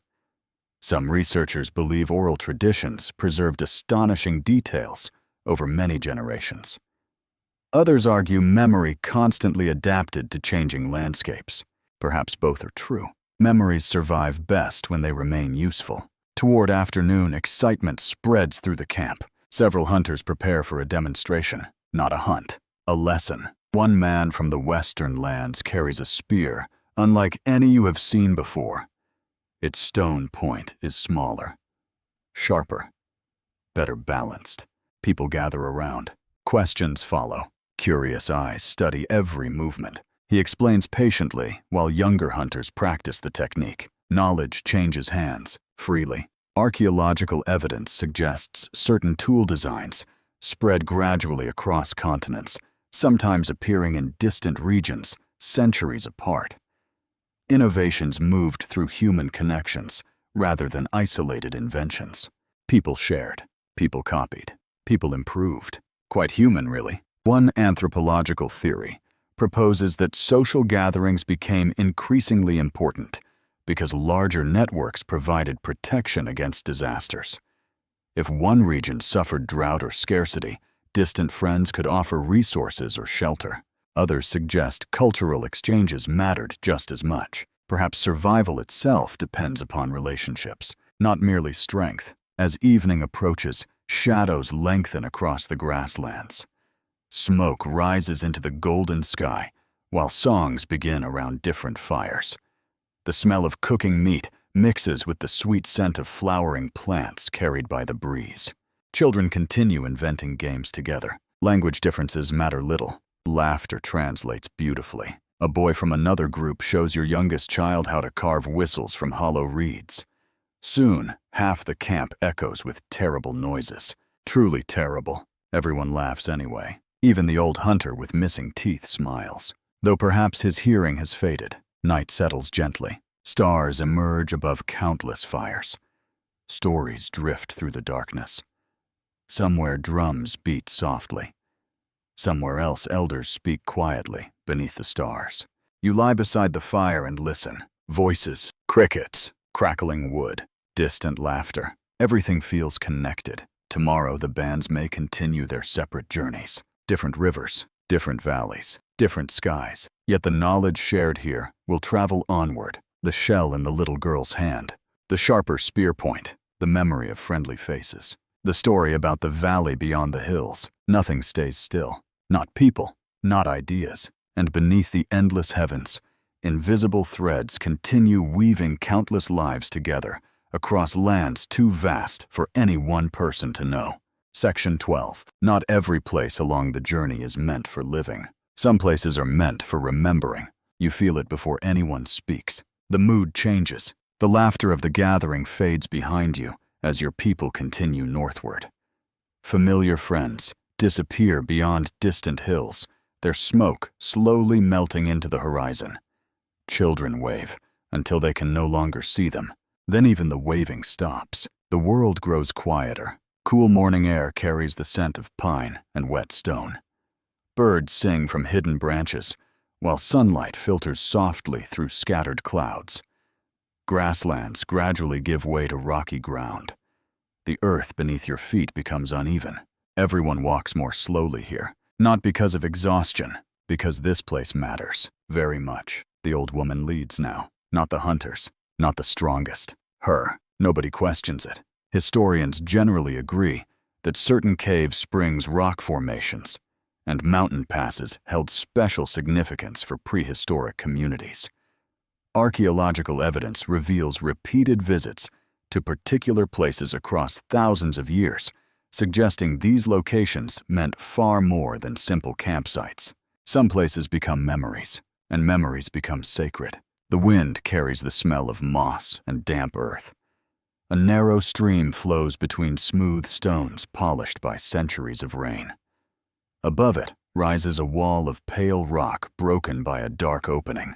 A cave. Children fall silent. Even adults lower their voices, not out of fear, out of respect.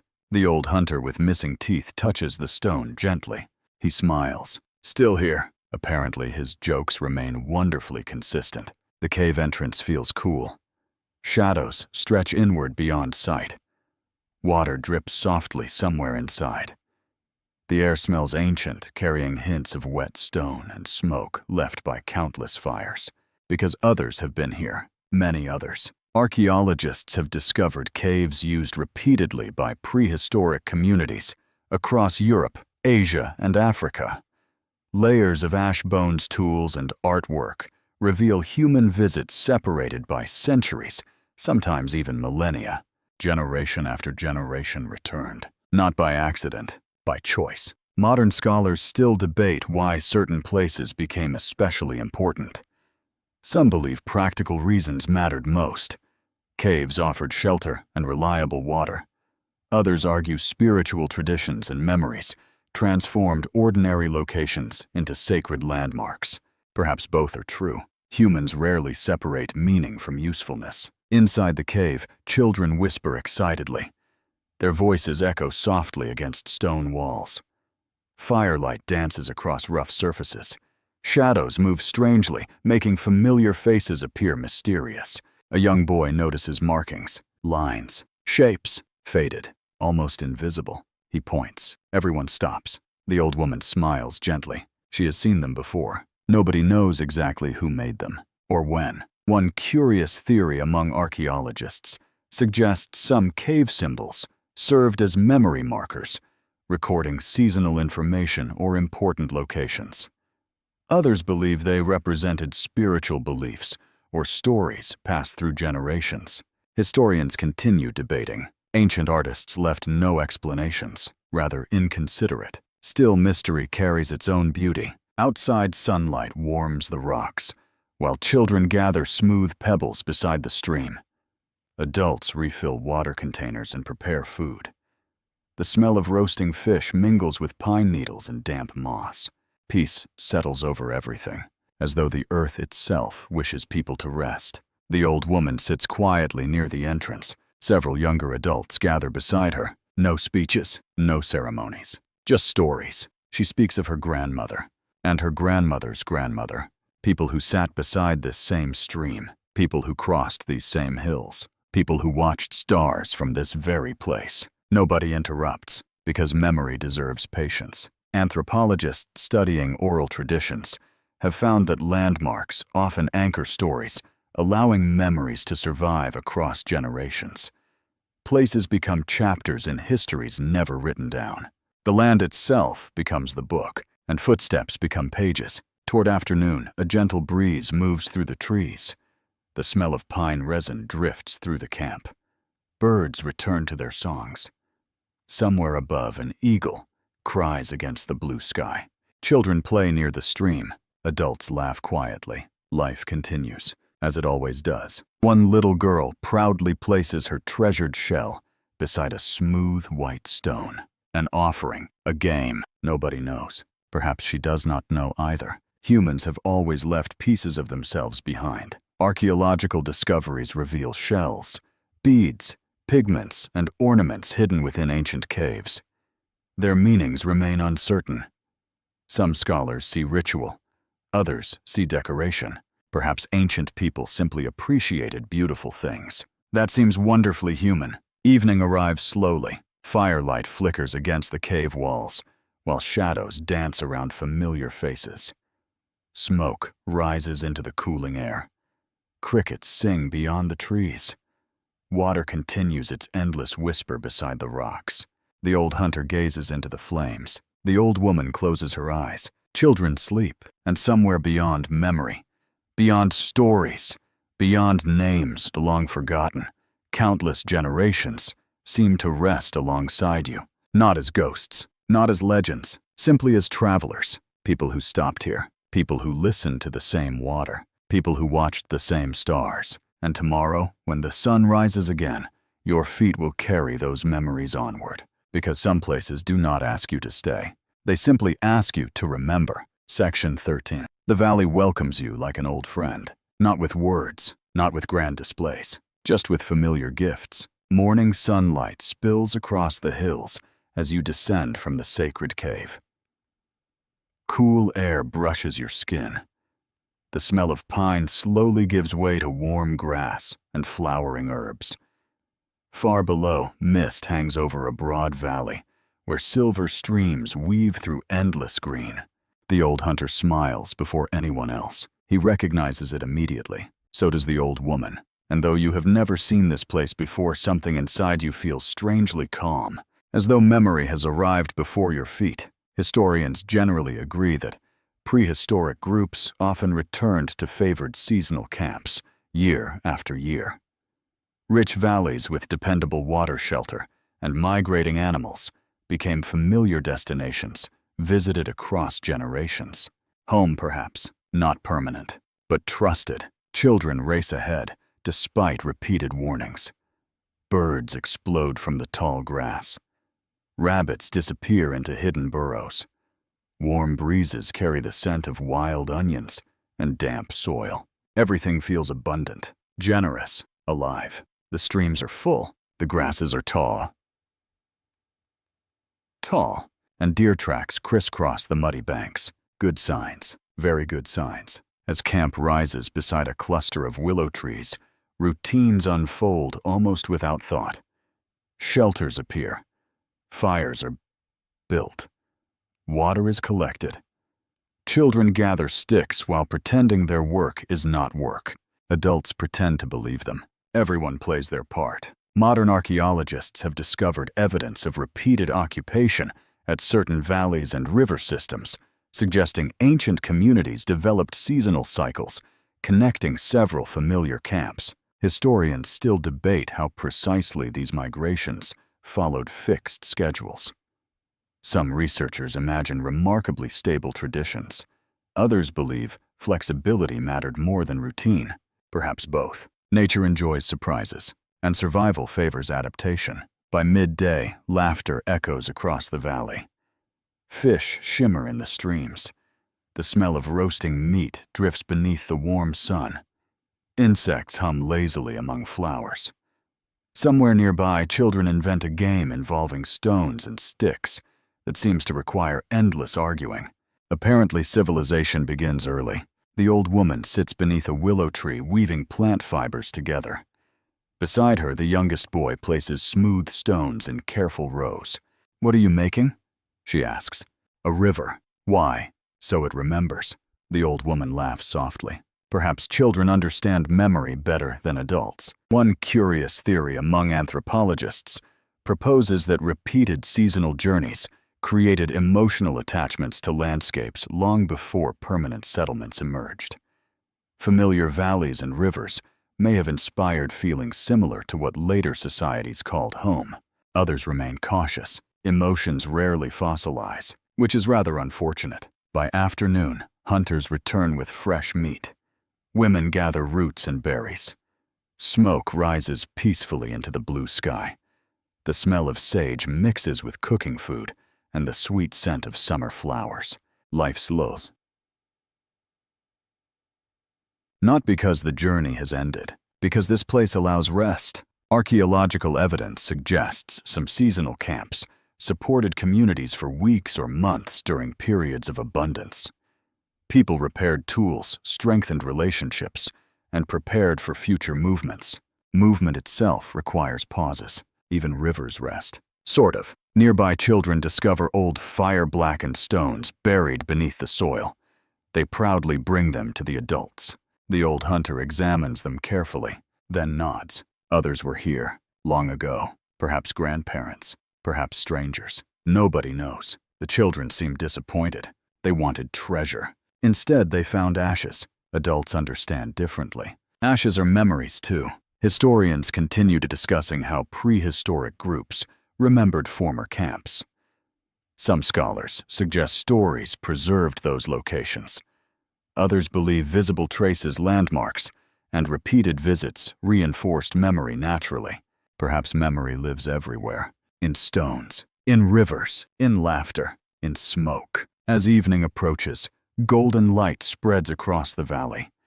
Shadows lengthen beneath the willows. Deer emerge cautiously near the stream.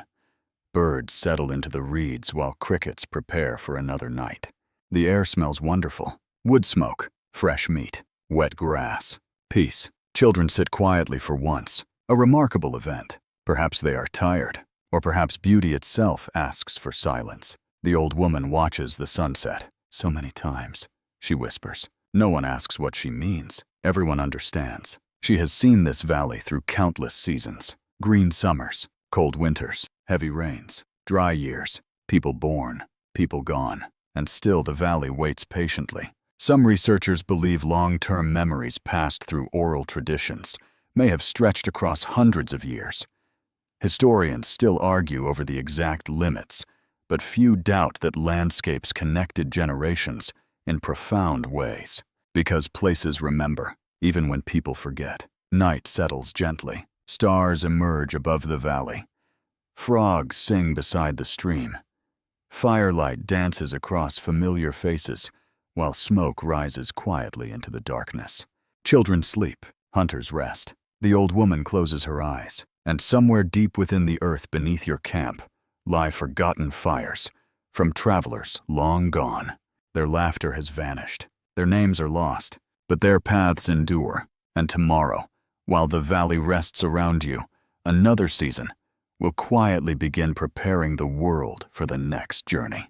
Because even home, however beloved, eventually asks travelers to walk again. Section 14. The valley does not belong to the young. Not entirely. It belongs to memory. And memory, more often than not, wears wrinkles. Morning sunlight filters softly through the willow branches. Mist rises above the stream, while birds chatter among the reeds. The smell of wet grass mixes with wood smoke drifting from last night's fire. Cool air brushes your face, and somewhere nearby, children are already arguing over whose stick is the best spear, a debate humanity may never solve. Life in the valley has settled into a comfortable rhythm. Hunters leave at dawn. Women gather roots and berries. Fires burn steadily. Laughter rises often, and the old people talk. Not endlessly, though sometimes it feels close. Today, several elders sit beneath the shade beside the stream. Their hair is gray. Their hands move slowly. Their voices are quiet. Yet whenever they speak, others listen, because memory lives here. Historians generally agree that older individuals played an essential role in prehistoric societies. Beyond physical labor, they carried knowledge about weather migration routes, medicinal plants, dangerous crossings, and seasonal timing. Experience becomes treasure. especially when mistakes are expensive. The old woman traces circles in the dirt, while children gather around her. Beside her sits another elder from the gathering beyond the hills, a man whose face resembles weathered stone. He speaks slowly, and children somehow become silent. A miracle, really. He points north. One year the river disappeared. Eyes widen immediately. He points west. Another year snow came too early. Children lean closer. Stories become maps. Warnings become memories. Modern anthropologists studying oral traditions have found that storytelling often preserves practical information hidden inside memorable tales. Events that seem magical or strange sometimes contain details about floods, droughts, and environmental changes. Historians still debate how accurately these stories survived through generations. Some scholars believe oral memory can preserve information for astonishing lengths of time. Others argue stories constantly evolve with each telling. Perhaps memory behaves like rivers, changing shape, but continuing onward. By midday, warm breezes ripple through the valley. The smell of roasting fish drifts from the fires. Dragonflies dance above the stream, while insects hum among purple flowers. The youngest boy asks the old woman why she remembers so much. She laughs softly. "Because I forgot less." Everyone smiles. Simple, and somehow profound. One curious theory among researchers proposes that long human lifespans after childbearing evolved partly because grandparents improved survival.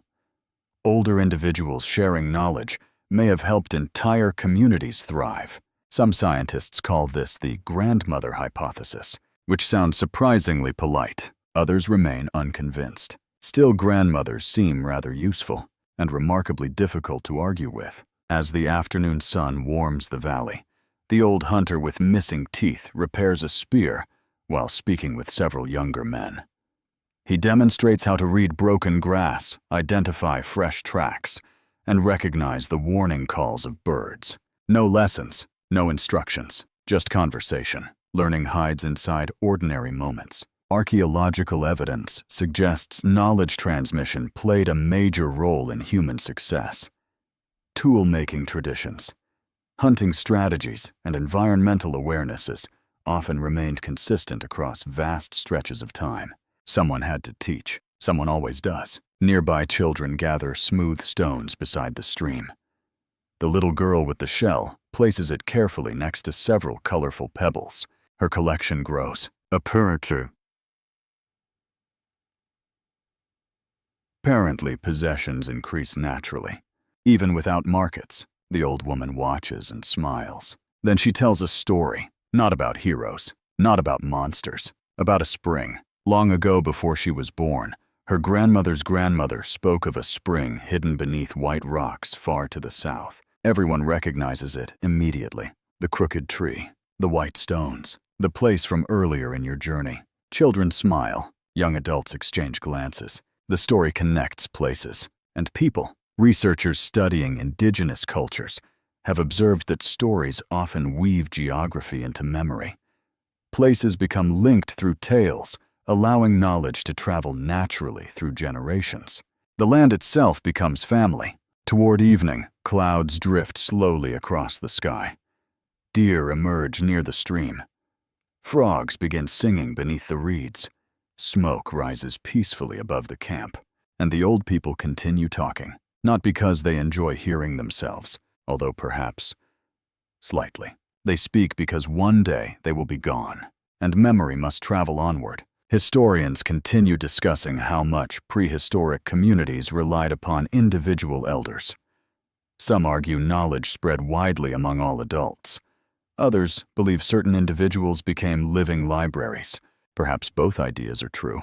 Wisdom enjoys company. As darkness settles across the valley, stars emerge one by one above the willow trees. Firelight glows softly on tired faces. Children drift toward sleep beneath blankets of hide. The old woman sits quietly beside the flames. The youngest boy rests beside her. Neither speaks. They simply watch sparks rise into the heavens. Somewhere inside those sparks are stories, not written, not carved, just remembered. And someday, when the old voices become silent, the children playing beside the stream today will become the keepers of river seasons, crossings, and forgotten paths, because memory never truly belongs to one person. It moves, like herds, like rivers, like people, and as long as someone remembers the way the journey continues. Section 15. The paths grow longer with each generation, not because the earth becomes larger, but because memory becomes deeper. Morning settles gently over the valley. Mist drifts above the stream, while sunlight paints the willow leaves gold. The smell of damp grass and wood smoke fills the cool air. Somewhere nearby, children are already awake chasing dragonflies and pretending not to hear adults calling them back. Their hearing remains highly selective, an ancient condition apparently. The camp feels peaceful, familiar, comfortable, yet even here people speak of places far beyond the horizon. The western hills, the northern plains, the valley beside the red cliffs, the distant river where strange shells come from. Stories stretch farther than footsteps, and with every generation those stories grow. Historians generally agree that prehistoric migration routes gradually expanded over thousands of years. Human groups explored new territories, formed relationships with distant communities, and established seasonal networks stretching across immense landscapes. Nobody planned it. Nobody drew maps. People simply kept walking, and memory followed. The old hunter with missing teeth sits beside the fire, sharpening a stone blade. A younger man asks whether he has ever seen the sea.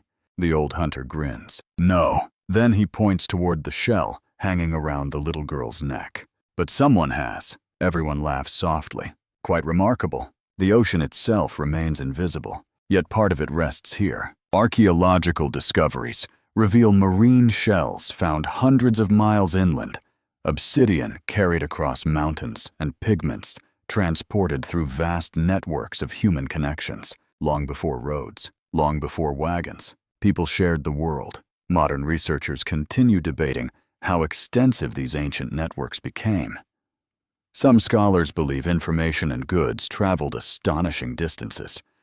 Others suggest exchanges occurred gradually, moving from group to group over generations. Perhaps both ideas are true. After all, rivers reach the sea one bend at a time. By midday, the valley hums with life. The scent of roasting fish drifts through the air. Bees buzz among wildflowers. Warm breezes ripple through the grass.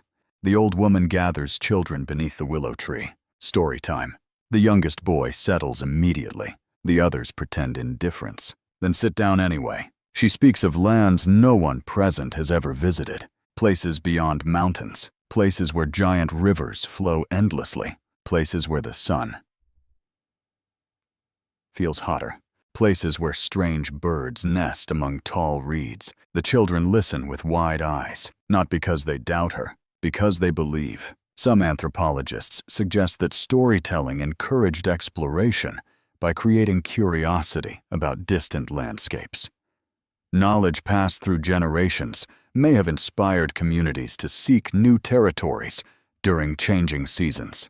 Others remain skeptical. Curiosity leaves few fossils, which feels unfair. Humans seem built for wonder.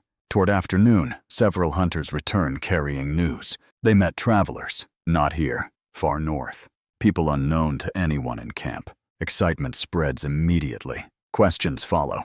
What did they look like? Did they speak differently? What tools did they carry? Did they know the Valley of Reeds? Humans have all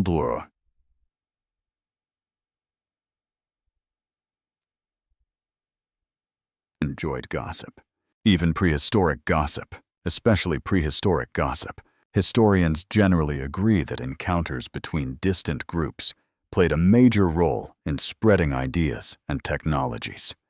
Relationships created invisible networks connecting communities across continents. Not kingdoms, not empires, something older. Friendship, curiosity, need, perhaps all three. The old woman listens carefully, then smiles. The paths are growing. Simple words, yet everyone understands. The world feels larger than it once did, not because mountains moved, because people did. One curious theory proposes that seasonal migrations gradually created cultural highways long before permanent settlements appeared. Shared traditions, songs, and tools spread across regions through countless small encounters. Others argue that environmental pressures drove most expansion. Perhaps necessity opened doors, and curiosity walked through them. Late afternoon brings gentle clouds and cooler winds. Deer graze beside the stream. Smoke rises lazily above the camp. Children build imaginary rivers using smooth stones, while adults repair tools and prepare evening meals. Life slows again, but thoughts travel far. The little girl with the shell asks where it came from. The old hunter points south. Many walks away. Will I see it? He shrugs. Maybe your children. Not disappointing, not sad. Simply true, because journeys do not belong to one lifetime. Archaeological evidence suggests human migrations unfolded over countless generations. Entire populations slowly expanded into new lands, often without realizing they were participating in vast movements that would shape history. Nobody announces history while living it. People simply live. Night arrives softly. Stars appear above the valley. Frogs sing beside the stream. The smell of smoke wraps around familiar faces. The old woman gazes northward, beyond hills, beyond rivers, beyond places she has never seen. And she smiles, because somewhere out there, other fires burn beneath the same stars. Other children laugh, other elders tell stories. Other travelers follow ancient rhythms, and with every season, invisible threads continue stretching farther across the earth, not breaking, growing, one path becoming many, many paths becoming worlds. And tomorrow, though, you remain in this valley, the great web of journeys will continue spreading beyond imagination, one memory at a time. Section 16. The earth does not promise that seasons will behave. Sometimes the rains arrive late, sometimes winter lingers, and sometimes familiar places become strangers. Morning rises quietly over the valley. Mist curls above the stream, while cool air carries the scent of wet willow bark and fading flowers. Smoke drifts upward from the fires.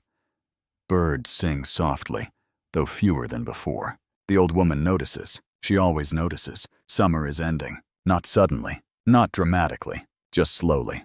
The grass near the edges of the valley no longer bends with the same richness. The stream still flows, but its voice sounds softer.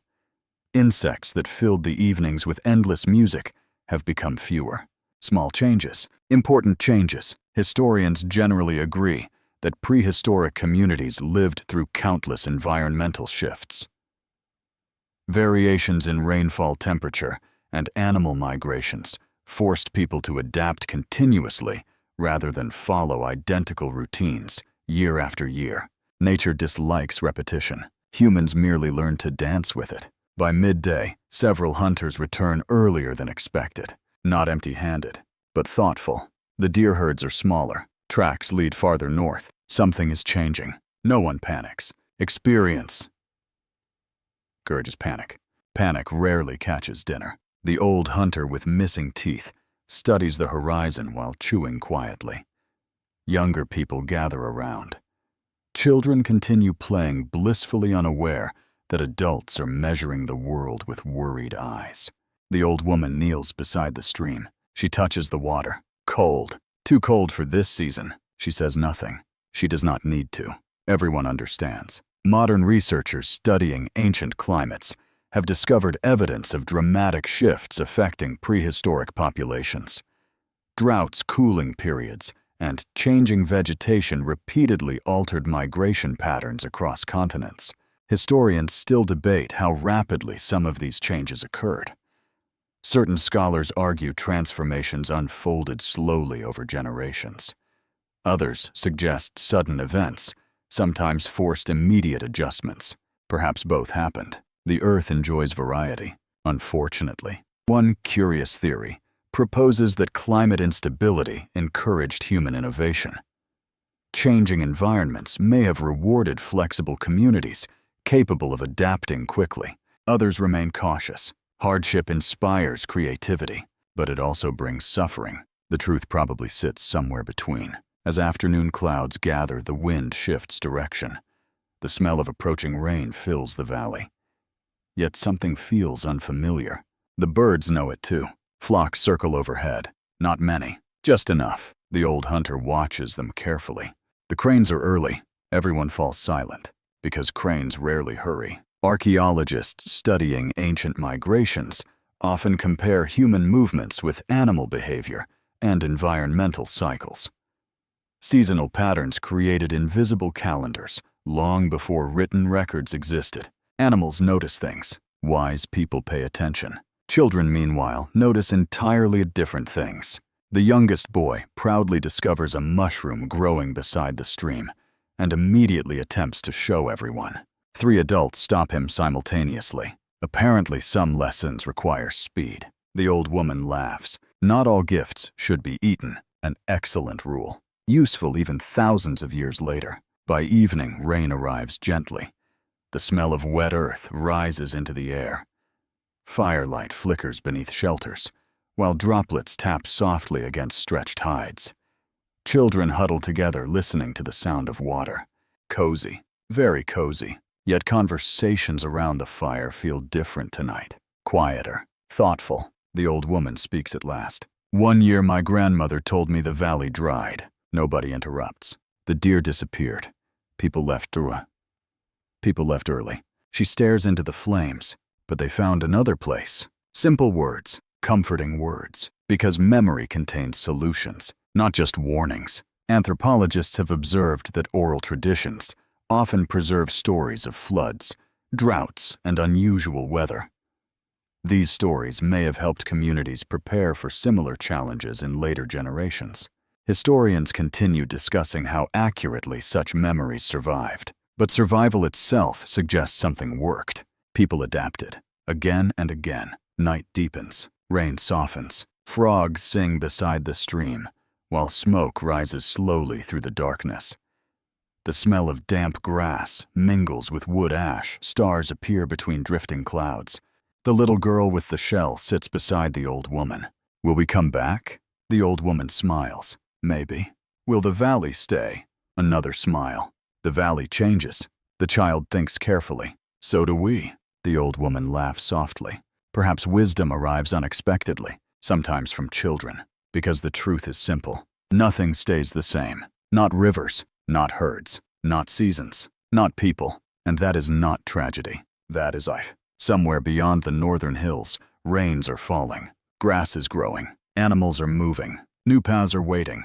And while the valley sleeps beneath the gentle rain, the ancient rhythm that guided your ancestors for countless generations is already calling once more, quietly, patiently, inviting your feet to remember. Section 17. At first nobody notices, because change rarely arrives wearing a grand costume. It arrives quietly, like seeds falling into the soil. Morning sunlight returns after the rain.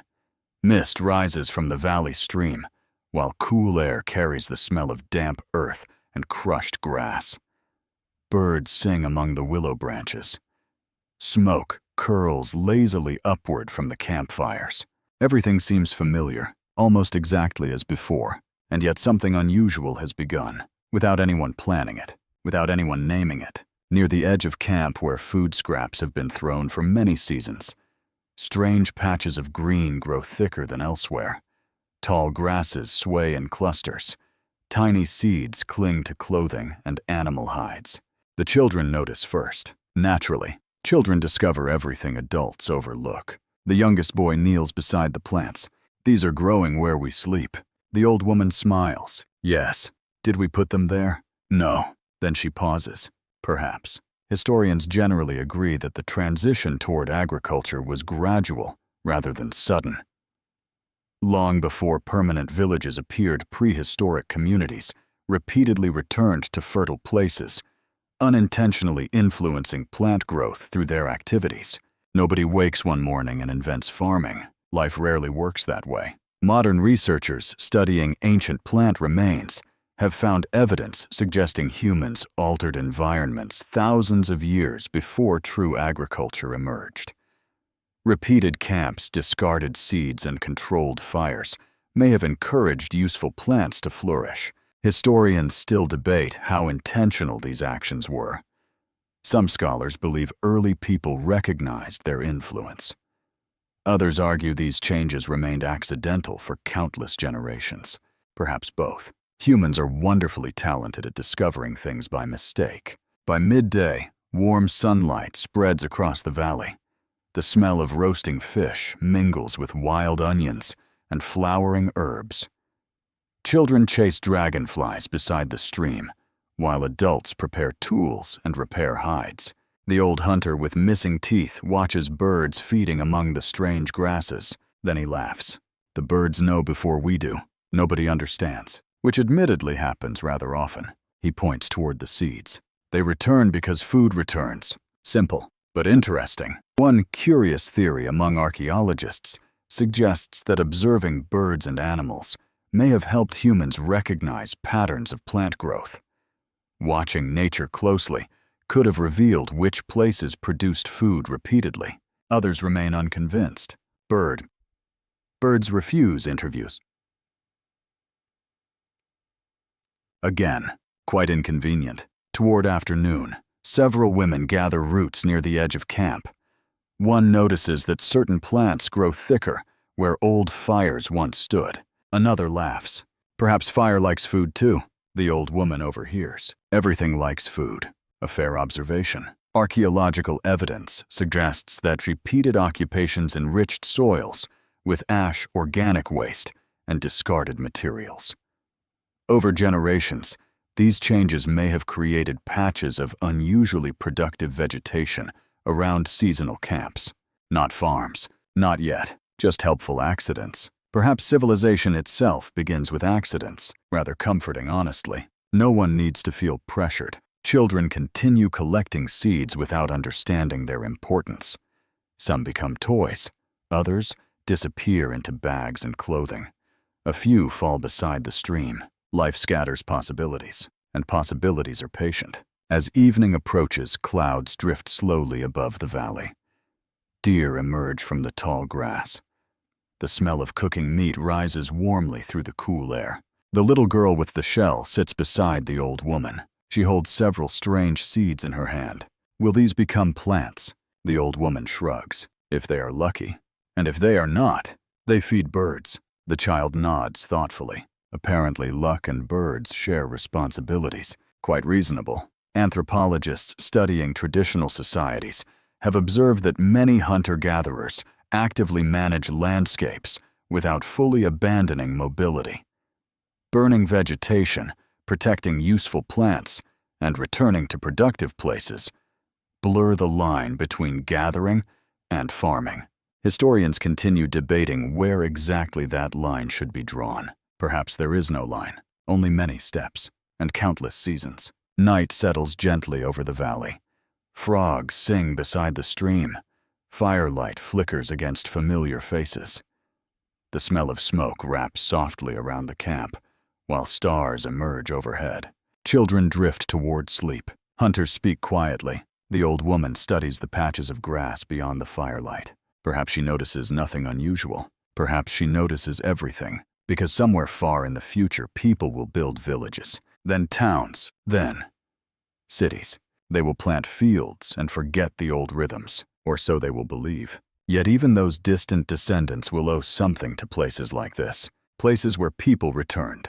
Places where seeds fell unnoticed. Places where accidents became traditions, and traditions slowly transformed the world. Not with noise, not with declarations, just with patience, like grass after rain, like memory after stories, like travelers returning to familiar valleys beneath familiar stars. And tomorrow, while your feet still belong to the journey, the earth beneath your camp will continue preparing for a future nobody yet imagines.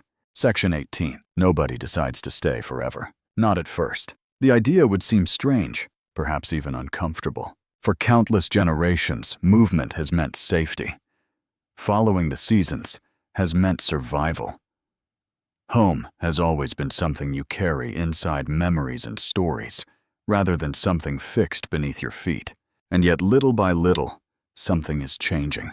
Morning sunlight spills across the valley, while mist rises above the stream. The smell of damp earth and wood smoke hangs gently in the cool air. Birds sing from the willow branches. Insects hum among the late summer flowers. The valley still feels generous, almost too generous, because this year the grasses remain green longer. The deer continue visiting. The stream runs strong, and nobody feels hurried. The old hunter with missing teeth notices first. We are late. Not worried, not surprised, just observant. Usually by now, preparations would have begun. Bundles would be tied. Children would gather favorite treasures. The old woman would study the sky and quietly announce that it was time. But she says nothing. Interesting, very interesting. Historians generally agree that the shift from fully mobile lifestyles to more settled patterns occurred gradually over thousands of years. In some regions, communities spent increasing amounts of time in productive areas before eventually developing permanent villages. Nobody invented staying. People simply lingered, one season at a time. By midday, life continues almost lazily. Hunters return with fresh meat. Women gather roots near the stream. Children chase dragonflies through the tall grass. Smoke rises from familiar fires. Everything feels wonderfully ordinary. The little girl with the shell has built a tiny circle of stones beside her favorite willow tree.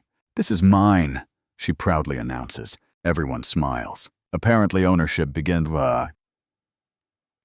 and confidence. Modern archaeologists have found evidence suggesting some prehistoric camps became occupied for longer periods over time. Layers of hearth storage pits and repeated structures hint at growing attachment to certain places. Historians still debate why some communities settled earlier than others. Climate, resources, population growth, and social relationships all likely played important roles. Perhaps there was no single answer. Human lives rarely fit into neat explanations. The old woman spends much of the afternoon sitting beside the stream. The youngest boy joins her. "Why aren't we leaving?" She studies the water for a moment. "Because we don't need to."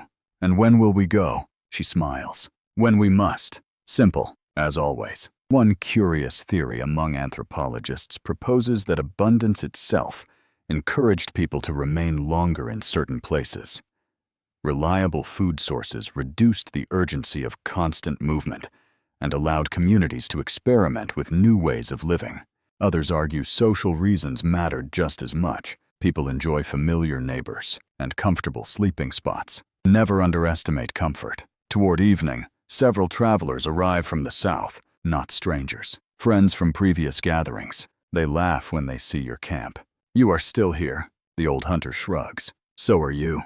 Everyone laughs. Apparently nobody wishes to admit they are staying longer. Perhaps old habits are difficult to abandon. Archaeological evidence reveals that some regions supported seasonal aggregation sites where groups remained together for extended periods. These places became centers of exchange, celebration, and social connection long before cities appeared. Not villages. Not yet, but something close, something waiting. Children now recognize every bend of the stream. They know which trees hold bird nests. They know where rabbits hide. They know where berries ripen first. The valley no longer feels like a stop along the journey. It feels familiar, deeply familiar, and familiarity grows roots. As darkness approaches, clouds turn gold beneath the setting sun. Frogs sing from hidden pools. The smell of roasting meat mixes with smoke and sweet grasses. People gather around the fire. Stories begin. Songs follow. Laughter rises into the evening air. The old woman watches quietly. The youngest boy rests beside her. "Will we always stay here?" She laughs softly. "No." "Why not?" "Because nothing stays." The child thinks carefully. "But we stayed longer." "Yes. And maybe next time longer again." The old woman smiles. "Perhaps. Perhaps." Historians continue debating whether the first steps toward settled life were intentional or accidental. Some scholars imagine careful planning. Others see countless small decisions accumulating across generations. The truth may be simpler. People stayed because life allowed it, and because leaving became slightly less urgent. Night settles over the valley. Stars appear above the willows. Firelight dances across familiar faces. The little girl sleeps beside her circle of stones. The old hunter snores gently. The old woman watches sparks rise into the darkness, and somewhere deep inside memory, ancient paths still whisper, not forgotten, never forgotten, just waiting. Because even as people linger longer beside beloved streams, the journey remains alive, for now.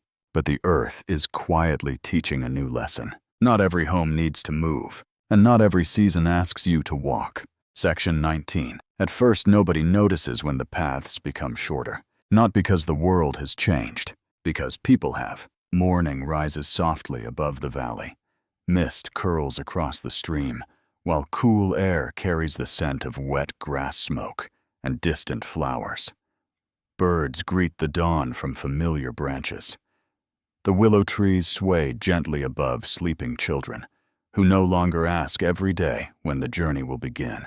Because this place already feels known, deeply known. Comfort has settled quietly among your people, and comfort like moss upon stone grows slowly. The old woman notices that the children speak differently now, not with new words, with new assumptions. They speak of next spring, next summer, next year, as though the valley itself will wait, and perhaps it will. Historians generally agree that the first permanent settlements emerged gradually from thousands of years of repeated seasonal occupation. Communities returned again and again to places rich in food and water until movement itself became less necessary. Nobody announces civilization. It simply arrives, quietly, one season at a time. The stream continues flowing. The grasses continue growing. Deer still pass through the valley. Yet something new has appeared beside the fires. Storage, bundles of dried fish, carefully hidden roots, extra tools, not much, but enough. Enough to think ahead, enough to imagine staying. Modern archaeologists have discovered evidence of storage pits and repeated structures in ancient settlements long before true cities appeared. These discoveries suggest that planning for future seasons became increasingly important. People trusted tomorrow, perhaps for the first time. And trust changes everything. By midday, children play among old hearthstones from previous seasons. They no longer ask which way the river bends or where berries grow. They already know. The valley belongs inside their memories. The little girl with the shell has grown taller. Her circle of stones beneath the willow tree has become larger. Smaller circles surround it now. Her own little camp, her own little world. The old hunter with missing teeth laughs. You are building villages. The girl frowns. What is a village? Nobody knows. Not yet. The word does not exist, but perhaps the idea does. One curious theory among anthropologists proposes that emotional attachment to places influenced settlement as much as food or climate. Familiarity itself may have encouraged people to remain. Others disagree. Practical needs matter more, they argue. Perhaps both are correct. Humans are creatures of love and necessity, and the two often walk together. Toward afternoon, more travelers arrive.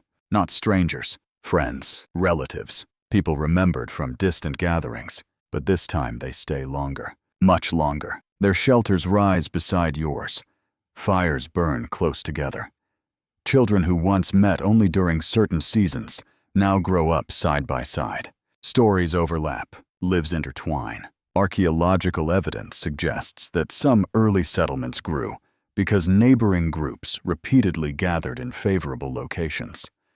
Over generations, temporary camps evolved into communities with deeper social connections.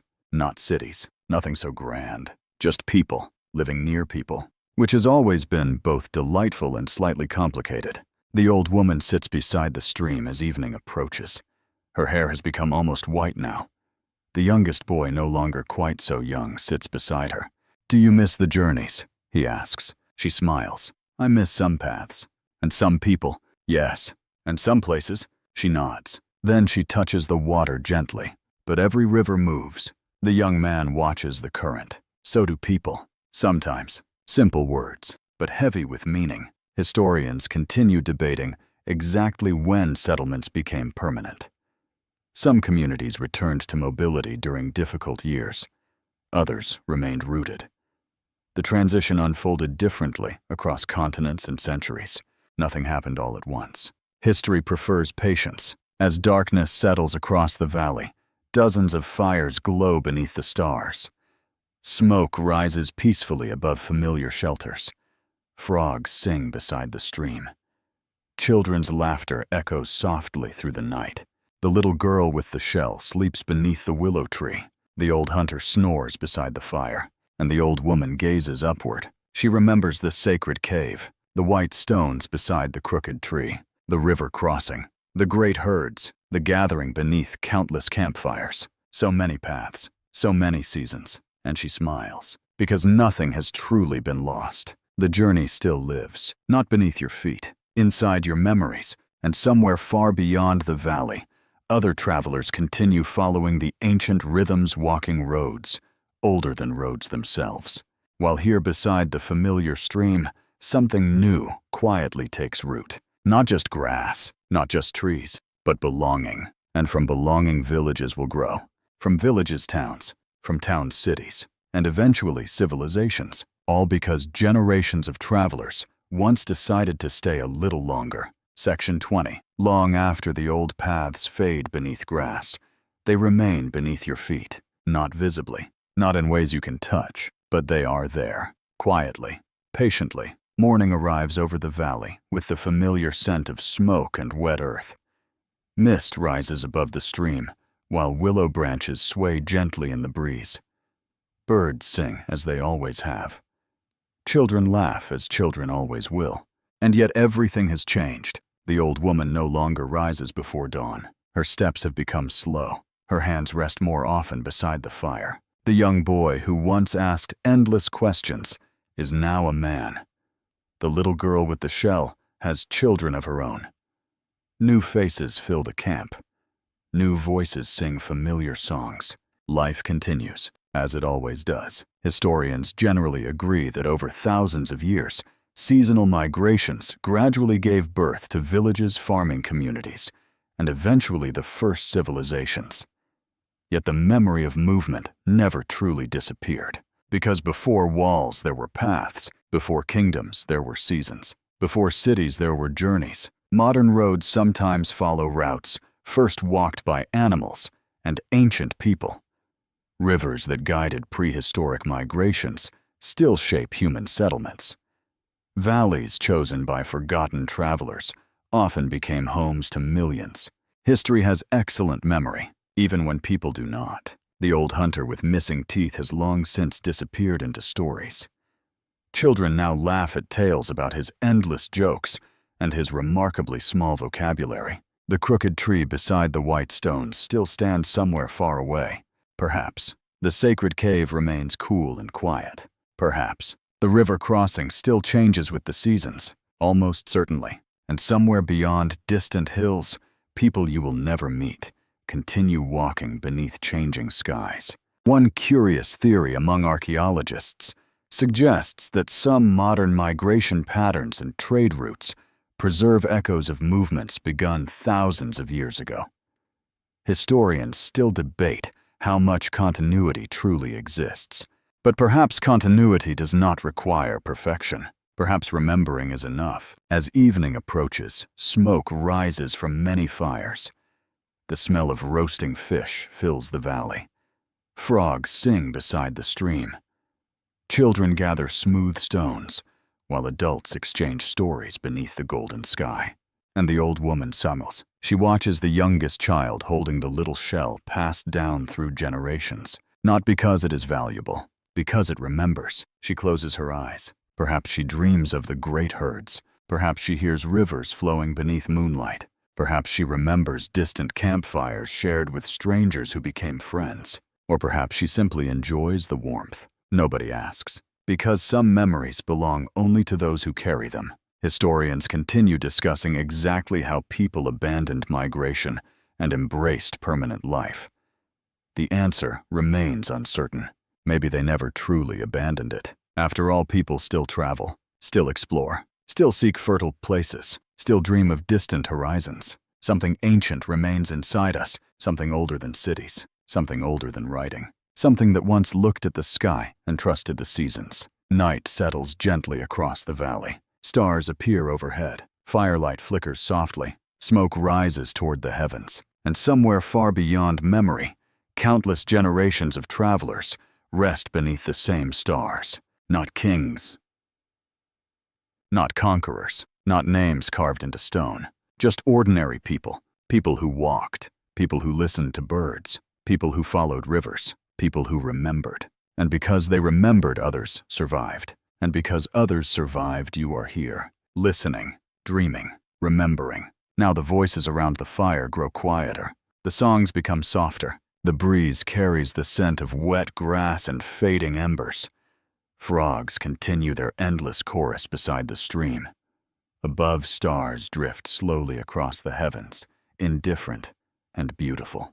The children sleep peacefully beneath warm hides. The young adults speak in whispers. The fire settles into glowing coals, and the old woman, wrapped in gentle warmth, closes her eyes beside familiar faces. There is no hurry now, no rivers to cross tonight, no herds to follow before dawn, no storms demanding movement. Only peace, only memory, only the soft sounds of life continuing exactly as it should. Far away beyond mountains and valleys, other fires burn beneath the darkness.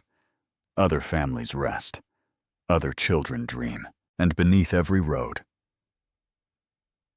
every village, every city that will someday rise, ancient footsteps still echo softly.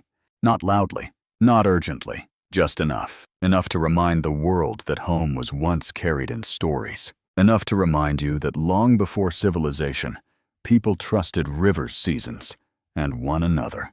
And somehow that trust carried humanity across the earth. So let the fire grow dim. Let the stars drift overhead. Let the valley rest. And let yourself rest too, because the journey has been long. And tonight at last, there is nothing left to follow. Only quiet, only warmth, only sleep.